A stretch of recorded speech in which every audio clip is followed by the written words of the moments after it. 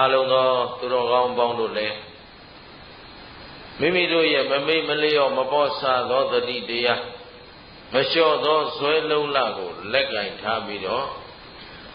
သာသနာနဲ့ကြုံတွေ့ကြမှာသာသနာတော်ကြီးဤကိုသာသနာတော်ကြီးဤကျေးဇူးကိုယ်ပိုင်ဉာဏ်နဲ့ကိုယ်တိုင်သိရှိပြီးတော့ကိုယ်တိုင်ဆက်နိုင်အောင်ကျေးဇူးဆက်နိုင်တဲ့ပုဂ္ဂိုလ်တွေဖြစ်အောင်ကြိုးစားကြပါလို့အားလုံးအလေးနဲ့တိုက်တွန်းပါတယ်နော်။ဘာဆက်နိုင်လဲ။ကျေးဇူးဆက်ဖို့ဆိုတာကျေးဇူးရှိမရှိလဲသိအောင်မှာနော်။ကျေးဇူးသိတဲ့လူမှလည်းကျေးဇူးရှိတယ်။ပြန်ပြောဒီမလိုက်မြို့ဟာတပါးသောမြို့တွေနဲ့တပါးသောမြို့တွေနဲ့ဆိုတာဥဒုမင်္ဂလာကိုပင့်ထားတဲ့မြို့တွေရှိမှအများကြီးရှိသေးတယ်ကံကောင်းထောက်မှဆိုတာပဲတော်တော်တို့မြို့ကတရားပွဲရသွားတယ်တခြားမြို့တွေနဲ့ကြည့်ရင်အဲ့ဒီမြို့တွေကတော့မနာလို့စရာပဲပေါ့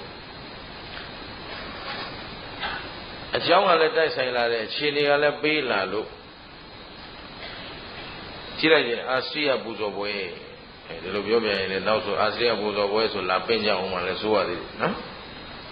အဲ့အာစီယပူဇော်ပွဲဆိုတော့အေးဟုတ်ပြီငါလည်း14ရက်နေ့ကိုမနေ့ပြန်ကိုအမရပူရမှာကျေးဇူးရှင်ဘုဂုဆရာတော်ဘုရားကြီးရဲ့ဓာတ်တော်တိုင်းဓမ္မဗိမာန်ကြီးမှာဓာတုစေတီကြီးမှာ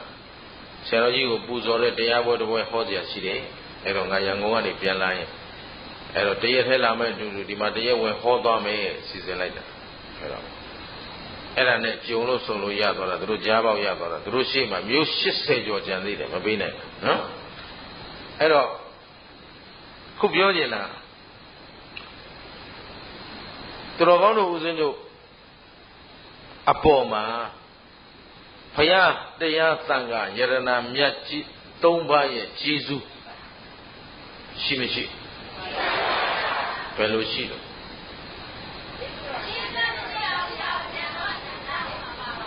ဟုတ်တယ်အနန္တတော့ပြောမနေနဲ့ဘာကြောင့်ခင်ဗျားတို့ကျေးဇူးရှိတယ်လို့ပြောနိုင်တယ်လို့ကဲ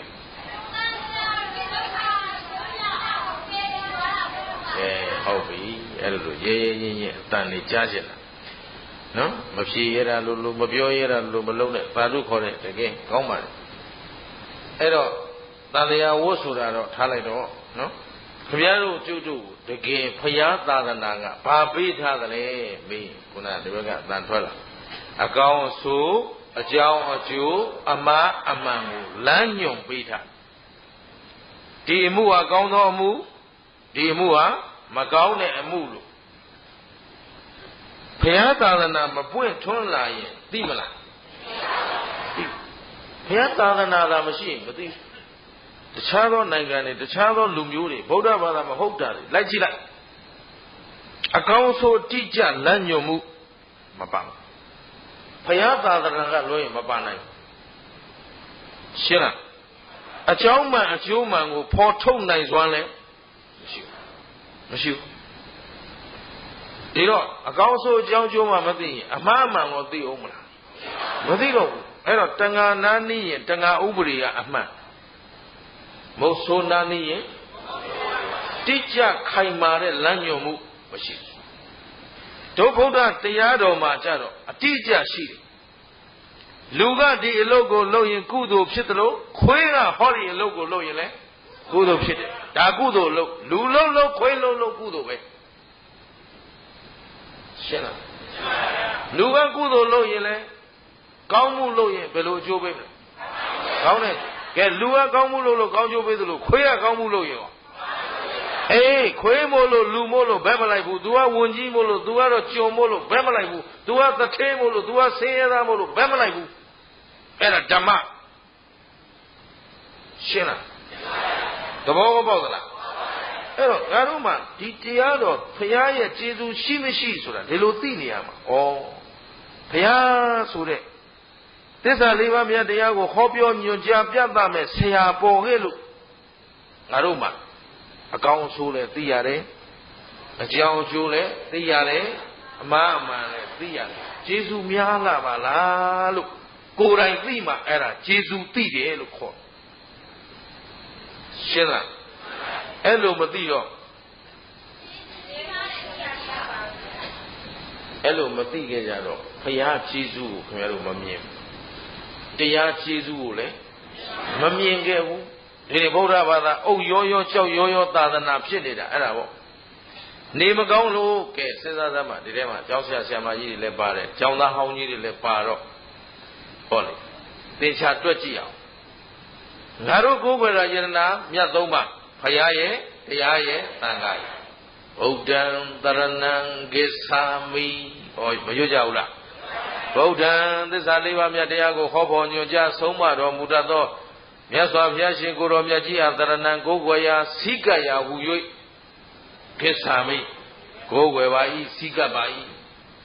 ဟုတ်ကဲ့လားဆိုတော့ဆိုထားတာဒါပေမဲ့နေမကောင်းဘူးကွာဘေရင်လေးသွားမေးလိုက်ဦးဒါပေမဲ့အဲ့ဒီဘေရင်ဆရာဖျားထက်စွမ်းနေသလိုလိုဟမ်ဖျားကခင်ဗျားတို့ကျမ်းမာရေးကောင်းအောင်လမ်းညွှန်မှုတွေမပေးခဲ့ဘူးလားစီးပွားရေးကောင်းအောင်လမ်းညွှန်မှုဟောလူမှုဘဝဆက်ဆံရေးပြည်လည်အောင်လမ်းညွှန်မှုတွေဟောအကုန်ဘုရားဒေသနာထဲမှာအစုံပါပြီးသားလင်းဝတ်မရဝတ်တောင်မကြမ်းရှင်းလားလင်းမရအိမ်တောင်မြဲအောင်ဘယ်လိုပေါင်းရလဲလင်းနဲ့မရမှာလူသေးနဲ့တူတဲ့မရလူသေးနဲ့တူတဲ့လင်းနတ်သမီးနဲ့တူတဲ့မရလူသေးနဲ့တူတဲ့လင်းအတွဲတွေတောင်ထုတ်ပြလိုက်သေးတယ်ဘုရားကအားလုံးလို့အားလို့ပြောခဲ့တာလားခင်ဗျားတို့လမ်းညွှန်ပေးခဲ့တာအဲ့ဒါစီးပွားမဖြစ်လို့တဲ့ဈေးရောက်မကောင်းလို့တဲ့တန်းရိုက်တန်းဆင်သွားလို့အောင်ပဲတဲ့ဟမ်အေးဟာလေကျမ်းမာရေးမကောင်းလို့တဲ့နတ်တင်အောင်ပဲဆိုတော့နတ်ကဖျားတဲ့စွမ်းတာအဲ့ဆရာတို့ကိုယ်ဝယ်တယ်ဆိုတော့နတ်မို့လို့နတ်လို့ပြောလိုက်ရပါလားတကယ်တော့နတ်မဟုတ်ဘူးအဲ့ဒါပိဋ္ဌာလေးကြီးပဲရှင်းလားနတ်ကခင်ဗျားတို့နားလည်းမလာဘူးခင်ဗျားတို့ကျွေးတာလည်းတောင်းမစားဘူးခင်ဗျားတို့ကျွေးတာတောင်းစားနေရမှာတော့ခင်ဗျားတို့ပူဇော်တာပတ်သတာကိုမျောကိုနေရပြီဆိုမှတော့နတ်ဆုပ်နတ်ပဲ့ပဲဖြစ်ရရှင်းလားလူလောက်မှအဆင်မရှိတဲ့နတ်မို့လို့လူကျွေးတာစောင့်စားနေတာပေါ့ဟင်အစစ်တမ်းမရှိတဲ့နတ်မို့လို့သူ့မေ့လိုက်တာနဲ့တခါတည်းဟိုကိုင်ဒီကိုင်ကိုင်တာပေါ့စစ်တမ်းရှိတဲ့လူကကိုင်မလားဟင်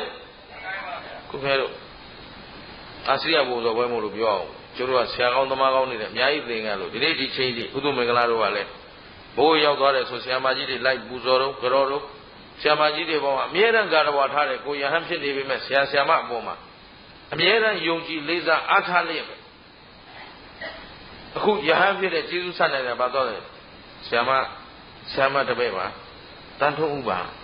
အခုဓမ္မဂရိကအဖြစ်နဲ့သာသနာအကျိုးနိုင်ငံအကျိုးထမ်းဆောင်နေပါလေဆရာမဂုဏ်ယူလိုက်စမ်းပါဒါဆရာမကိုကျွန်တော်ကျေးဇူးဆက်နေတာရှင်းလားဘုံမျိုးကဆရာကောင်းသမားကောင်းကြီးများကိုဒီနေရာဒီပလင်ထက်ကနေပလင်တက်တိုင်းနဲ့ပူဇော်လျက်ပဲဆရာမတို့ရဲ့တပည့်ကျွန်တော်အခုသာသနာကျိုးကိုတလို့ရဲထမ်းဆောင်နေပါလေဟုတ်ပလားဆရာတွေဂုဏ်ယူနိုင်တော့ဆရာတွေကိုကျေးဇူးဆက်တယ်အဲ့တော့ဆရာကောင်းသမားကောင်းဆိုတာတပည့်စီကဗာတိတ်ဝါဆက်ကလေးရွှေမုံကလေးမျောကိုတာလားတပည့်လိမ္မာရေးကြရှိသွားတာကိုမျောလင့်တာလားမှတ်ထားဆရာမတို့ရဲ့ဆရာပြက်ဆရာမပြက်တို့ရဲ့အခါလည်းပြောခဲ့ရ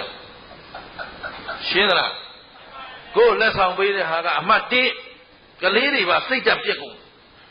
ကလေးတွေမေးတယ်သမီးဘာလို့အစစ်1မရသလဲဆိုသမီးထက်ပေးနိုင်တဲ့လူရှိလို့ရှင်းလားတတိုင်းခံလုံးပြက်နေပြီအဲ့တော့ဒီတိုင်းပဲနေကြမလားပြင်မလားပြင်ချိန်ရှိမရှိပြင်လို့ရမရဒီလည်းငားလိုက်မလို့ကြပါနဲ့ဆယ်ပြက်သမပြက်တွေမဖြစ်ပါစေနဲ့မင်းတို့မင်းနဲ့ငါ6ပြားဦးဇင်းတို့ဆယ်တန်းတော့သင်ရတယ်ဆရာမကြီးတွေမှတ်မိပါပါနော်ဟမ်အဲ့တော့ကတော့မင်းကြီးမင်းသားတွေအကုန်လုံးကိုဟုတ်လားအရွယ်ရောက်လာမယ်ပို့တယ်ဘုန်းကြီးပို့တယ်ဘုန်းကြီးပို့ကိုရင်လေးဝက်ဘိုးသူတော်လေးဝက်ပညာသင်ခိုင်းအဲ့ဒါဘာကြီးရွယ်ကျဲလဲဆိုတစ်ချိန်မှဒီမင်းကြီးမင်းသားတွေကဘာအလောင်းလျာတွေ မင်းလောင်းမင်းလျာလေအဲ့တော့ဂါရဝတရားရှိအောင်လိမ္မာယဉ်ကျေးအောင်သာသနာတော်မှာအစဉ်ကိုင်းဆိုင်နေအောင်ဒီလိုစနစ်တကျလုပ်ခဲ့တာရှင်းလားအဲ့တော့ဘုန်းကြီးကဆရာဘုန်းကြီးကမင်းတို့မင်းအလောင်းလျာမင်းသားကိုစတူကံစောင့်နေမင်းသားအဖြစ်နဲ့သူ့တာဝန်ပေးထားတယ်စပူမှုပေါ့စပူကံမှုကြက်သေးကံစောင့်နော်အဲ့ထဲမှာတော့ဘာသာများတာတွေများနေတော့ဒါကြခုခေတ်ကလေးတွေကြတော့ဒါတွေမသိတော့ဦးဇင်းစကပြေတွေလိုက်ပြန်နေရတာကြားနေမှာဆိုလို့အဲ့တော့ကြက်သေးကံစောင့်စတူကံစောင့်ဖြစ်နေမင်းတို့မင်းသားကိုဘာလုပ်လဲတာဝန်ပေးထားအဲ့လိုပေးထားရင်တရက်ကြတော့ကျက်သေးကန်းတဲ့ကငါ6ပြားတစ်ခုပျောက်သွားတော့ခေါ်တဲ့ပြီးတော့ဘုန်းကြီးကရိုက်နော်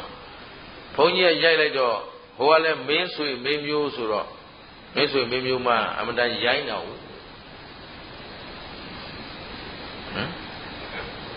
ဘုန်းကြီးရဲ့ဘာရဲ့မသိဘူးအညိုးထားတယ်တွေ့သေးတာပေါ့ကွာဒီဘုန်းကြီးငါဘယင်ဖြစ်တဲ့နေ့တွေ့မယ်တော့ပါနော်အဲ့တော့ဒီဆရာဘုန်းကြီးကဘာလို့ရိုက်ခဲ့တာလဲလိမ္မာရေးချရှိစေခြင်းနဲ့စီကံစနစ်ကြစေခြင်းနဲ့တာဝန်ကြီးစေခြင်းနဲ့ဒီငါ6ပြားလေးတစ်ချက်မှမင်းနိုင်အောင်မထိနိုင်ရဲ့နောက်တစ်ချိန်မင်းတိုင်းပြည်ကိုမင်းဘယ်လိုလုပ်မလဲဆိုတဲ့စကားရှင်းလားမူလတန်းဆရာမတွေသိရေးကြည့်ပါလေမေတ္တာရက်ခံပါလေကလေးတွေကိုငယ်ငယ်လေးကလေးကရင်ဆရာမတို့ရဲ့အကျင့်စရိုက်တွေဟာဒီကလေးတွေရဲ့အကျင့်စရိုက်ဖြစ်လာပါလိမ့်ဆရာမတို့ရဲ့အမူအကျင့်တွေဒီကလေးတို့ရဲ့အမူအကျင့်ဖြစ်လာပါလိမ့်ရောက်ရရမှာဦးဇင်းတောင်းပန်ခဲ့ပါလေဦးဇင်းတို့ဆရာမတွေတို့ဦးဇင်းတို့လုံးဝမတည့်ခဲ့တဲ့ဆရာမတွေရှိတယ်ဘယ်လိုဆရာမတွေမတည့်ဘူးလဲပြစ်တောက်ဆရာမတွေမတည့်ဘူးဟမ်ဟုတ်ကဲ့လားဒုတ်ကြီးတစ်ချောင်းနဲ့နှခမ်းကိုက်ပြီးတော့မန်တင်းနေတဲ့ဆရာမတွေဖြစ်ဒါပေမဲ့ဥဒုမင်္ဂလာဟာဒီနေ့အဲ့ဒီဆရာမတို့ရဲ့အမူအရာအပြည့်ကျုပ်စီမှာသက်ဝင်နေပါတယ်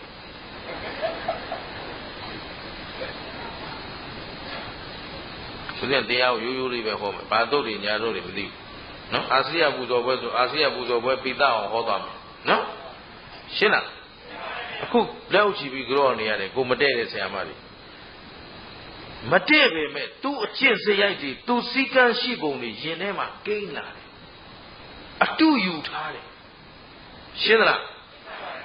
အလွယ်ဆုံးဥပမာပေးရင်ဦးစင်ခမဲတော်ကြီးနဲ့ဦးစင်နဲ့ဟာဗရာသလန်တန်တလန်အဖေကသိသိမ်မွေတဲ့နုညံ့တဲ့ပညာရှိလူကြီးသူမနဲ့ပဲပေါင်းတဲ့စိတ်ထားနှလုံးသားအမတန်နုညံ့ဥဒုမင်္ဂလာကသိကြံဘုံတိုင်းသမားဘသူမှသိခံတဲ့လူမျိုးမဟုတ်ဘူးအဖေနဲ့လုံးဝမတည့်ဒါပေမဲ့ဒီနေ့ကိုဟောထားတဲ့တရားကိုပြန်ကြည့်တော့ဟောငါလည်းအဖေပြောနေတာနဲ့တူလိုက်တာအဖေအမူအရာတွေနဲ့တူလိုက်တာဆိုတော့မိဘတွေရဲ့အမူအကျင့်တွေဟာလည်းဘသူစီကူးဆက်သွားတယ်သားသမီးတွေစီပါစီးဝင်နေတာဆရာမတွေရဲ့အမူအကျင့်တွေရောအေးဆရာတွေကအနေထိုင်မားပြလိုက်ရင်တော့တပည့်တွေအကုန်လုံးရုံလုံးပေါက်ကိုထွက်လာမှာပဲရှင်းလားဘုရားတို့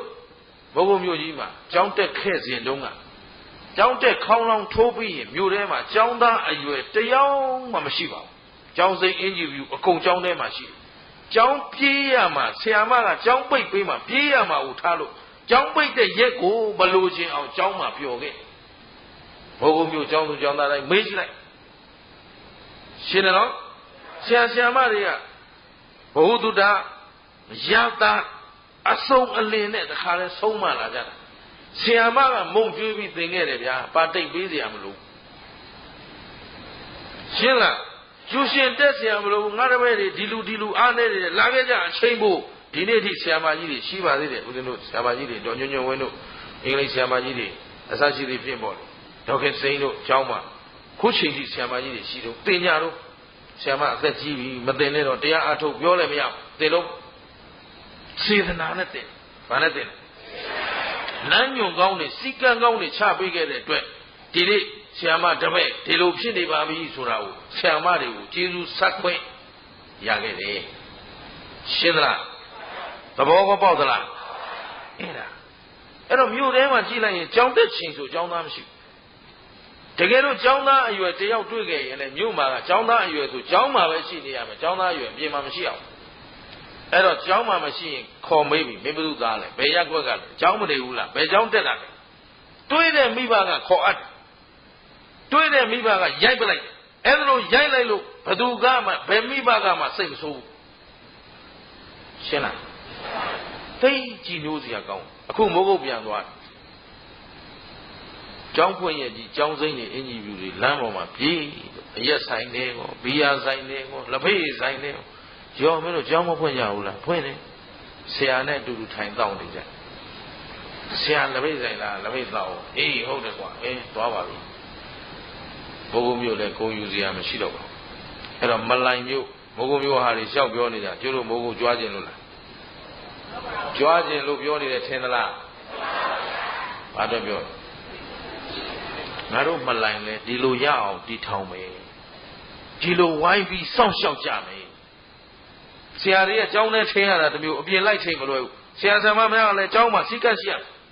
ဦးဇင်းတို့မကြခင်က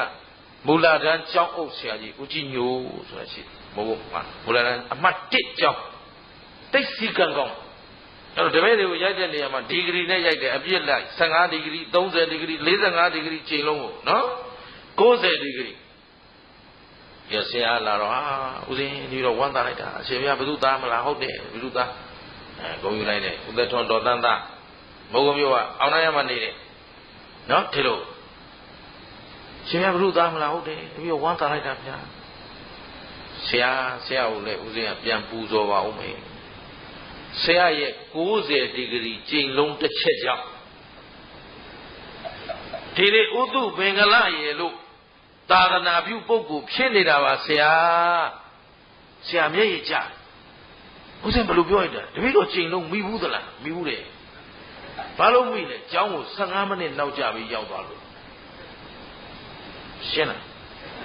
ဆရာ90ဒီဂရီချိန်လုံးရိုက်ခဲ့တဲ့နေ့ကစပြီးသူမင်္ဂလာဟာဘယ်လိုအခမ်းအနားမျိုးကိုမှနောက်ကျပြီးမရောက်တော့ပါဘူးဆရာရှင်းလား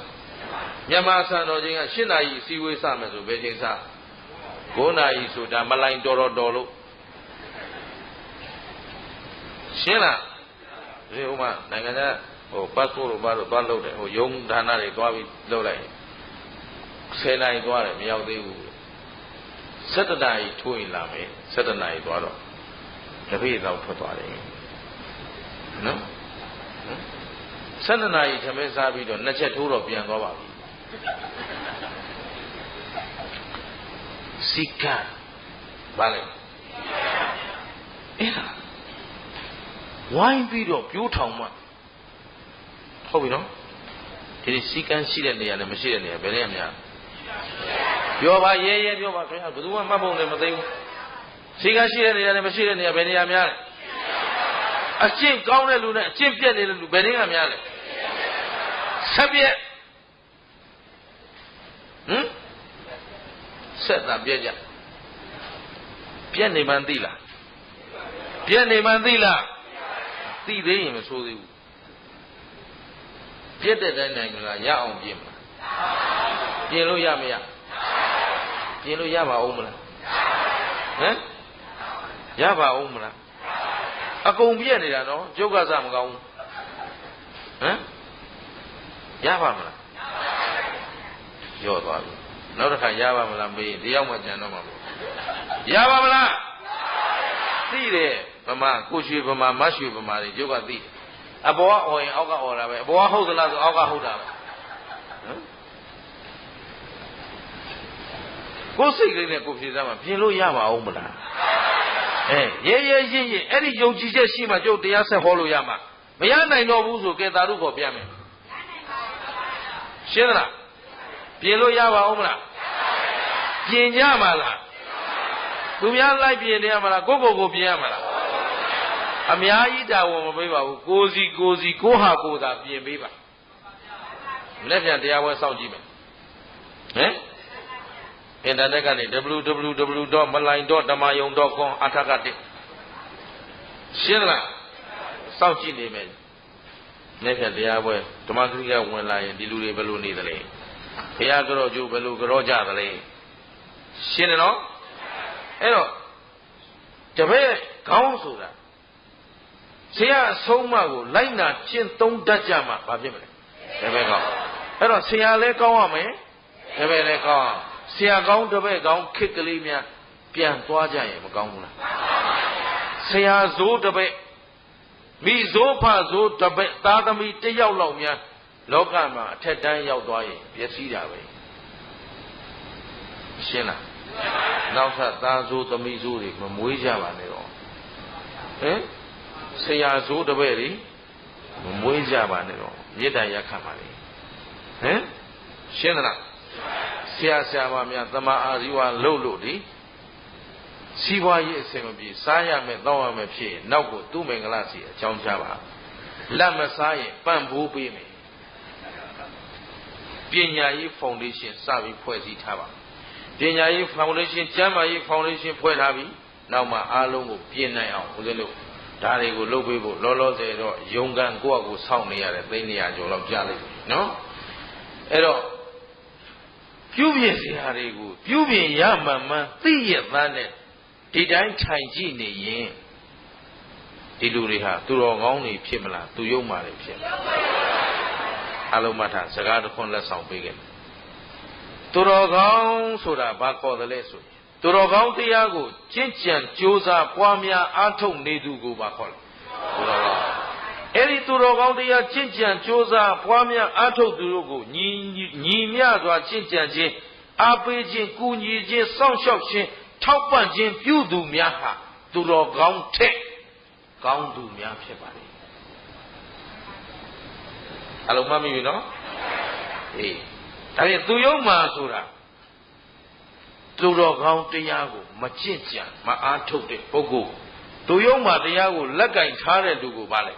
သူယုံမှာဟုတ်ပြီအဲ့ဒီသူယုံမှာတရားကိုမဖယ်ရှားမသုတ်သင်မရှင်းလင်း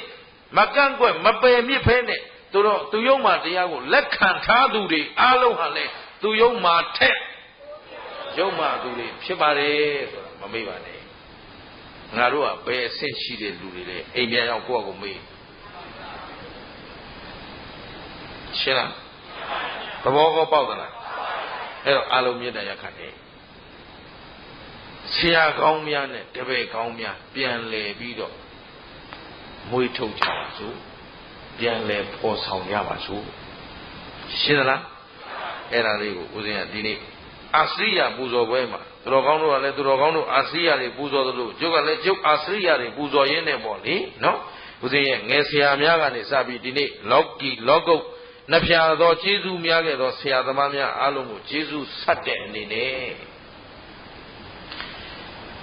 ဒီလမုတ်တိဆိုတဲ့စကလေးနဲ့ဦးဇင်းတို့ဟောခဲ့မှာပေါ့အဲ့တော့အဲ့ဒါကတော့တခြားမဟုတ်ပါဘူးနန်းသုံးစုဗါလဲနန်းသုံးစုတုတ်သုံးချက်ဗါလဲ90ဒီဂရီနဲ့တွေ့နော်180နဲ့မိမလား90နဲ့မိမလားတော့မသိဘူးနန်းသုံးစုတုတ်သုံးချက်အဲ့ဒါမြတ်စွာဘုရားရှင်ကိုရောင်မြတ်ကြီးကဘု து အကြောင်းပြုခေါ်ခဲ့တယ်လေဆိုတော့တာဝတိပိစေတောအကြောင်းတော်မှာယဟန်လေးတစ်ပါးကိုအကြောင်းပြုဘု து အကြောင်းပြုလဲယဟန်လေးတစ်ပါးဆိုတော့စာမှာတော့အညတ္တရဘိက္ခုပေါ့ဗျာအညတ္တရဆိုတာနာမည်ထင်ရှားပေါ်လွင်ခြင်းမရှိတဲ့ယဟန်တစ်ပါးပေါ့အဲ့တော့အဲ့ယဟန်ကပါလေဆရာသမားတွေစိုးဆုံးမတဲ့နေရာမှာယဟန်မှာကျတော့ဥပ္ပဇေဆရာရှိတယ်နေသယီဆရာရှိတယ်ဟုတ်ပြီနော်ဥပ္ပဇေဆရာဆိုတာအပြစ်ကြီးအပြစ်ကဲဒီကိုကြည့်ရှုမပြတ်အစဉ်ဆုံးမတတ်လို့ဥပ္ပဇေဆရာနေသယီဆရာဆိုတာဒီလိုနေဒီလိုထိုင်ဒီလိုသွားဒီလိုနာဒီလိုမအပ်ဘူးဒီလိုအပ်တယ်ဒီဟာကပြုတ်အပ်တယ်ဒီဟာမပြုတ်အပ်ဘူးအနီးကသွန်သင်ပေးတဲ့နေသယီဆရာရှင်းတယ်နော်အဲ့ဒီမှာမှကိုလိုက်ရင်လိုက်တဲ့ဇာဝါလျောက်သုတ်တန်လိုက်ရင်သုတ်တန်ဆရာဝီနီးလိုက်ရင်ဝီနီးဆရာအဘိဓမ္မာလိုက်ရင်အဘိဓမ္မာဆရာအသီးသီးရှိရအဲ့တော့အဲ့ဒီဆရာတွေကသုတ်တန်ဆရာဝီနီးဆရာနေသယီဆရာဥပ္ပဇေဆရာတွေကဆုံးမတဲ့အခါမှာဒီဟန်လေးကခက်ထန်ကြမ်းတမ်းစွာတုံ့ပြန်တယ်ဆရာပြောတိုင်းသူဒေါသဖြစ်ပါတယ်လေ ဒါမို့လို့တပည့်တွေကမတည့်ဘူးဘယ်လိုဆရာကိုမတည့်တယ်လဲဆိုရင်ဆုံးမတတ်သောဆရာကိုတည့်ဆရာနေရမှာပဲတပည့်ဟာ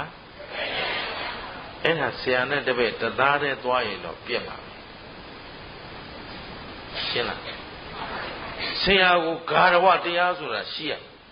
အဲ့တော့ခုခေတ်ခေါ်လာကြဘူးလေဆရာဟဲ့အောင်ဆရာဟာပြဿနာရှင်းသလားကြည်လုံးကြဘာသာလဲပြက်နေပြီလူမျိုးလဲပြက်ခဲလို့ကျွတ်လို့မြန်မာလူမျိုးတွေကအခုထက်တန်းရောက်နေလားအောက်တန်းရောက်ဘာလို့ဒီစကားပြောတာအေးလူမျိုးတစ်မျိုးရဲ့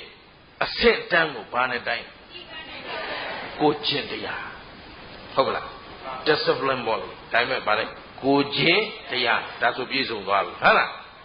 ဒီစကလုံးတစ်လုံးထဲမှာပဲစီကံကောလိုက်နာအပ်တဲ့ကျင့်ဝတ်တွေကောအကုန်လုံးပြည့်စုံသွားပြီယဉ်ကျေးမှုတွေကောအကုန်ကိုကျင့်တရားထဲမှာအကုန်ကျုံးဝင်သွားပြီအဲ့တော့လူမျိုးတစ်မျိုးရဲ့အစစ်တန်းကိုဘာနဲ့တိုင်းလဲကိုကျင့်တရားဒါဒီနေ့တို့လူမျိုးတွေဘာပြက်နေကိုကျင့်တရားပြက်နေတဲ့အတွက်အောက်တန်းရောက်နေတယ်လို့ပြောတာရှင်းသလားကမ္ဘာပေါ်မှာအဆင်းရဲဆုံးနိုင်ငံဖြစ်နေလို့အောက်တန်းကြတယ်ပြောတာမဟုတ်ဘူးကြိုက်တဲ့လောက်မွဲပါလူတကာလေးစားတိုက်တဲ့ကိုကျင့်တရားရှိရင်ဒီနိုင်ငံဂုဏ်မငယ်ပါဘူးရှင်းလားခုတော့အတူမခိုးတဲ့လားရှောက်ခိုးတော်မှန်မသိမြို့မှန်မသိဖြစ်ကုန်ပြီမိန်းကလေးတွေဆိုတာကရင်ကြေးသိမ့်မွေ့လုံခြုံနဲ့ဖြစ်အောင်ခေတ်ဆက်ဆက်ကပြုပြင်လာကြတာအခုတော့အကုန်လုံးဖော်ပြတဲ့ကြောက်ခေတ်ပြန်ရောက်သွားတယ်မလုံးမချုံဝတ္ထုများကိုယ့်အကူစဉ်းစားငါတို့ဘယ်ရောက်နေတယ်လဲဆိုကြောက်ခေတ်ပြန်ရောက်ရှင်းလားကြောက်ခေတ်ဆိုတာယဉ်ကျေးတဲ့ခေတ်လားမယဉ်ကျေးတဲ့ခေတ်လားမယဉ်ကျေးလို့ဒူးပေါ်ပေါင်ပေါ်ဖြစ်နေတာပေါ့ဗျာသဘောပါလားရှင်းလားအဲ့ဒါမိဘများကလည်းလက်မခံပါနဲ့ဆရာများကလည်းလက်မခံပါနဲ့မော်ဒယ်ခဲနဲ့အကုန်လုံးရှေ့ဆက်ပြောမကောင်းလို့ရှိတယ်အဲ့ဒီစကားပျက်စီးကုန်ပြီအဲ့တော့ဒီတိုင်းထားမလားပြုပြင်ကြမလားအားပေးရမလားထိမ့်သိမ်းရမလားယဉ်ကျေးသောကဘာစီကိုငါတို့ခြိတက်လာရင်းနဲ့ဘယ်ပြန်ရောက်သွားလဲကြောက်ခေပြန်ရောက်သွားတယ်ရက်ကလို့ရှင်းသလား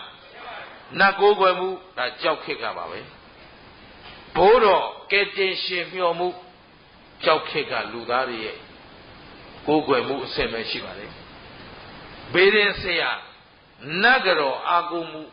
ကြောက်ခေအဆင့်ပဲရှိပါလေရှင်းလားယဉ်ကျေးသောကဘာယဉ်ကျေးသောဘဝ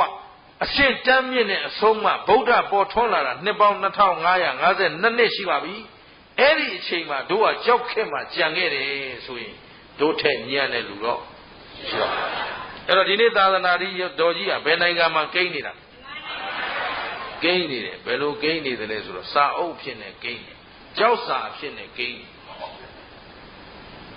ရှင်းလားလူတွေထဲမှာတော့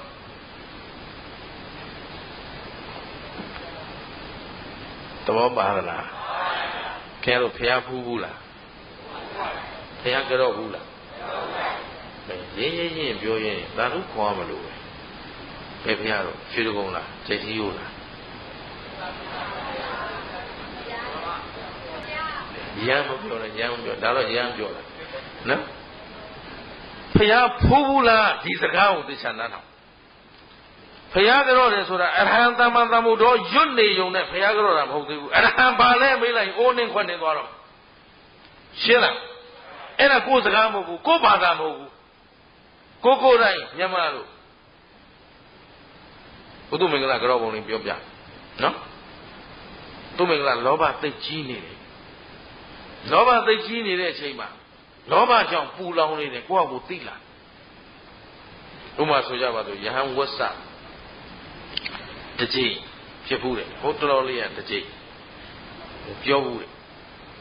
ယဟန်ဝတ်ပြီးတော့တဝါမပြည့်ခင်မှာပဲကမ္မဝါယဟန်တွေကိုကမ္မဝါဖတ်ပေးရတယ်ကျောင်းမှာကမ္မဝါဖတ်တယ်လို့မရှိဘူးနေသီးဆရာမရှိတဲ့အတွက် ဆုံးမတဲ့အနုသာသနာဆရာတော်လုပ်ပေးစမ်းပါဆိုတော့တဝါမပြေသေးပါဘူးလုပ်ခဲ့ရပါသူမင်္ဂလာဘာဖြစ်လို့လဲဆိုတော့ကိုရှိတစ်ခေါက်နှစ်ခေါက်ဖတ်ပြီးအဲ့ဒီစာအတွက်သူမင်္ဂလာကအကုန်လွတ်ရပြီးသားဖြစ်နေအဲ့တော့ကံဘောကအလွတ်ရွတ်လို့ရတယ်အဲ့တော့အဲ့လိုလုံနေတော့ဘာဖြစ်တယ်လဲနော်ဦးဇင်းတို့ကျောင်းမှာဝေယဝဆလုပ်ရင်းနဲ့ကျောင်းကမီးကျောင်းတွေကျွန်းနေတယ်ရေဘုံပိုင်ကောင်းတွေပြက်နေတယ်ဒါတွေဝယ်ပြီးဖြည့်ခြင်းတယ်သူမင်္ဂလာလက်ထဲမှာမဆံမရှိတော့အဲ့ဒီယဟန်ငံတရားတခုပေါ်လာတော့ယဟန်ငံရှိတယ်လေသိမ်ဝင်ရမယ်ဆိုတော့ပြောလိုက်တာငါလူချင်းနဲ့ပတ်ဆိုင်ရပြီဟမ်တိတ်ထွက်လောင်းရင်ရတော့မှာဟုတ်နော်အဲ့ဒါပျော်ပျော်ပါပါတက်ကြွလာကြဟေးအကုန်စုကြောင်းအသံဃာတွေစုပြီးတော့သွားမယ်ကံပေါ်ဖတ်မယ်ကွာနေသီးဆရာပေါ့လေနုသာသနာဆရာဆုံးမနေရင်းနဲ့ခေါင်းထဲပါဝင်လာဒီစမ်းမောင်မင်းကဒီလောက်တက်ကြွလုံနေတာသာသနာအတွက်လားငွေအတွက်လားဟမ်သူမင်္ဂလာအဲ့ချိန်ကဘာအတွက်ဖြစ်ပြောကျုပ်အတွက်ဆိုရင်အာမနာသနာပြောကြခင်ဗျားတို့နော်ရှင်းလားငွေအတွက်ဖြစ်နေတာတကယ်တော့ကျောင်းအတွက်ပါကုအတွက်မဟုတ်ဘူးသို့တော်လည်းပဲဒီလုံနေတာကိုကငွေရတော့မှတိမ်ထွက်လောက်မဲ့လူတွေကြည့်တယ်မနေဘူးဟမ်သဘောပါလားအဲ့ကံဝါဖတ်နေရင်းနဲ့ရှင်းလိုက်တာလူဘဝလုံးတော့ငါဒီလိုလော်မာတဲ့အလုပ်မျိုးမလုပ်ဘူးငွေမျက်နှာတစ်ခုတည်းနဲ့ငါဘယ်အလုပ်တစ်ခုကိုမှငွေရလို့သောနဲ့မလုပ်ဘူးစေတနာဝန်တန်းလူမှုဝန်တန်းလူဘဝကလေးကလုပ်လာမင်းအခုသာသနာ့နယ်ဝင်ဖြစ်နေမှဒီလောက်အောက်တန်းကြတဲ့စိတ်တွေမင်းမှာရှိသလားဆိုပြီးတော့ရှစ်လွန်းလို့ကံမွာဖတ်ပြီးယဟန်တွေကိုဆုံးမပြီးတာနဲ့ရှင်ဖျားတို့ဒီလမ်းကကြွားဆိုနောက်ပေါက်ကနေကဆုံဆိုင်ပြေးတော့ရှစ်လွန်းလို့ကြောက်တကားပိတ်ပြီးပုံနေတယ်အဲ့ဒါကဓမ္မလိုက်ရှာတယ်ဘုန်းကြီးပဲရောက်သွားတယ်ကိုတော်လေးပဲရောက်သွားတယ်ပေါ့လေလိုက်ရှာတော့ကျောင်းထဲနောက်တရက်နေ့နေတော့တွေ့ရှင်ဖျားပဲရောက်သွားတယ်ကျုပ်အမှန်ဝန်ခံပါမယ်ဗျာရှစ်လွန်းလို့ပါသာသနာမှာအမှန်တန်အရေးကြီးတဲ့ယဟန်ကံကိစ္စကိုရွတ်ဆောင်ပေးမယ်အဓိကပုဂ္ဂိုလ်ကပတ်စံမဲ့လို့လုံနေတာဗျာရှင်းလိုက်တာရှင်းမေဖေးထန်တောင်ဒူးတောက်ပြီးလက်ဖြတ်မတောင်းရတဲ့ပုဂ္ဂိုလ်ရှင်းတယ်နော်ဘယ်တော့မှအချောင်မလို့ခြင်းဘူးကွာကိုပတ်ဝန်းကျင်ကိုလူမျိုးကိုလည်းအချောင်သမားတွေမဖြစ်စေချင်ဘူးသဘောပါလား